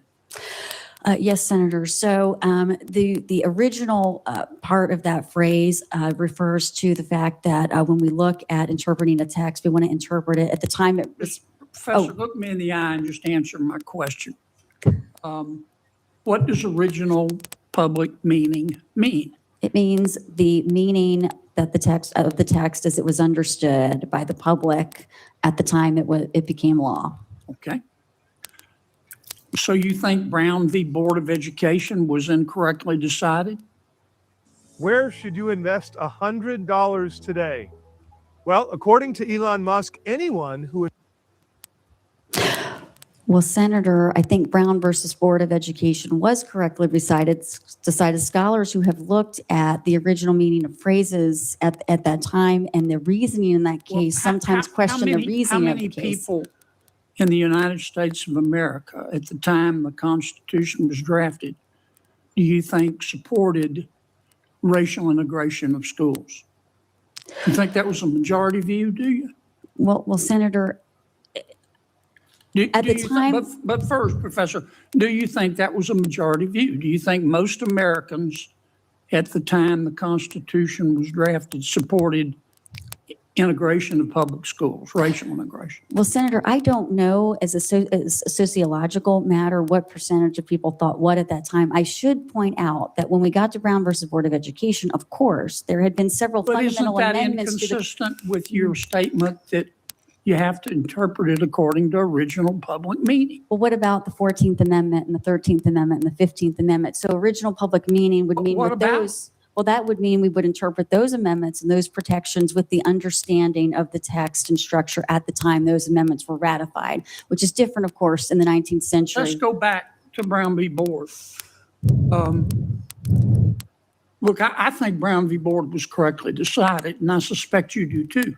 But if you say we interpret the Constitution according to the way that people at that time understood it, do you really think that people at that time in America supported racially integrated schools? Do you really believe that? Well, Senator, I think at the time of the ratification of the 13th, 14th Amendment, and 15th, all which have... do you think people at that time supported integrated schools? Well, Senator, on that particular question, I don't know it as a policy matter whether they were thinking about that particular issue. I think they certainly understood that the 14th Amendment, for which a massive part of this country essentially lost lives fighting the Civil War, certainly understood it to require racial equality. You're not answering my question. I'm trying to understand I'm just trying to understand how you think. It's very easy to say we interpret the Constitution according to its original public meaning, which as I appreciate your testimony, means the way people who read the Constitution at that time interpreted it. Is that right? Yes, Senator. Okay. Do you think that most people at that time looked at the United States Constitution and said, well, here it is, big as Dallas, racially integrated schools are required? Do you really believe that? Senator, I don't know, but and if you don't, I don't think you do, because I think historically that wasn't the case. So how do you square that with the holding of Brown v. Board? Well, I guess what I'm trying to say is I think there are several steps in between that have not come up yet in our conversation, which is that you look at the text and structure, which of the 13th, 14th, and 15th Amendments clearly is requiring racial equality. And then over time, that has to be applied to different questions as they arise in context. So if the requirement is that all races be treated equally under the law, and the evidence shows that segregated schools is not doing that, then the requirement could be applied to integrate schools. When you interpret a statute, okay, we got 4 minutes. You talked about interpreting it according to its plain meaning. What if the statute is ambiguous? Well, Senator, if the statute... What do you do if it's ambiguous? If it's ambiguous on the particular question coming before the court, I start with that phrase, but I also look at the context of surrounding provisions. No. This guy. How ambiguous? Understand you define ambiguity as the language plus the surrounding language. Yes. I get that part. How ambiguous does it have to be? 51% ambiguous or just a little bit ambiguous? Put your political insight to work without leaving your portfolio. Trade prediction markets alongside your stocks and options. We see you out there making the most of every moment, knowing that when inspiration strikes, nothing should get in your way. So I have to say I would use the same approach essentially in all cases, regardless of the ambiguity, because I would always start with the text, move to the surrounding provisions with the aim of fully understanding what Congress and the president had enacted. And only at that point... Professor, I'm going to run out of time.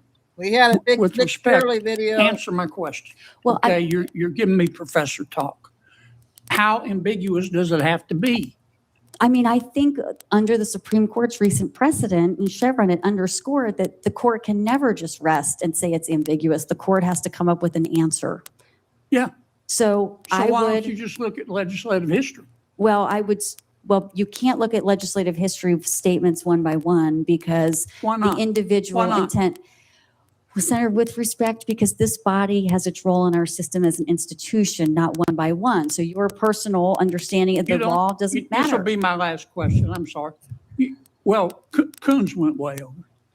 So you're telling me that it doesn't help you at all to go through and look at the congressional record or read the committee reports or any of that? You don't think that's helpful in interpreting what a statute means? It depends on the way in which it's being read. If it gives helpful statutory history, if it helps to refer to other portions of context, sure, but not to give it legally binding impact in and of itself. I would always be looking at a broad range of sources and use each of these statements as just one piece of evidence about what people understood the statute to mean at the time. So no, I would never take a piece of legislative history in isolation and give it legal impact. One of the single biggest problems in America right now is that there are too many people inside powerful institutions that no longer even pretend to be neutral. That's exactly what Senator Kennedy was getting at during this hearing, because when you are being nominated for a lifetime judicial position, people want to know one thing above everything else. Can you separate your ideology from the law? Some of these past statements raise serious questions. You had one nominee arguing illegal immigrants who broke the law deserve a pass. Another writing about systemic bias during policing. Another about how the legal system is fundamentally built around white male power structures. Now, whether people personally agree with some of these points is not even the main issue in my mind. The issue is perception, because these judges are supposed to represent impartial justice, not activism from the bench. And Americans are increasingly losing confidence in these institutions because everything now feels so ideological. The courts feel political. The media feels political. Universities are political. Every basic law enforcement debate immediately becomes political warfare. That's why these hearings matter so much, because people want judges who interpret laws, not judges who see themselves as social engineers trying to reshape society throughout the courts. And honestly, this is part of a much bigger divide happening in America. A lot of ordinary Americans just feel like elite institutions have stopped reflecting the country itself and instead reflect a very narrow activist worldview. And this frustration keeps building and building because every institution tells the public, no, we're completely neutral. Don't worry about us, while sounding openly ideological at the exact same time. And the more obvious the contradiction becomes, the more public trust keeps collapsing day after day, week after week, month after month. And to be honest with you, I don't think that they could ever recover from the damage that they have done to the American people. I don't think people will ever trust them the way that they have in the past. But yeah, let me know your thoughts on this down below. Do you have much faith in the mainstream media or the three-letter organizations like CIA, FBI? Let me know. I'd love to know your thoughts. And if not, when did you lose all trust? So if you enjoyed, make sure to smash. Okay, so yeah, he's a new channel there. He has 100,000 views, I think. So boost him up a little bit. Thanks. All right, so I guess my brother-in-law must have gotten busy today, so probably won't be going down there tonight. So we'll have a second show at 7. Eat some dinner and stuff. So thanks, Mods, Kay, Lucy, Carol, Tim, and Mining Roll. And shout out to Nick Shirley too, you guys. Thanks, Kay. God bless everybody. Love all. Never please hit the like. Stay safe, stay strong, keep your faith. Never give up. Signing off for show number 1 on a Thursday. Chico News. We'll see you around 7.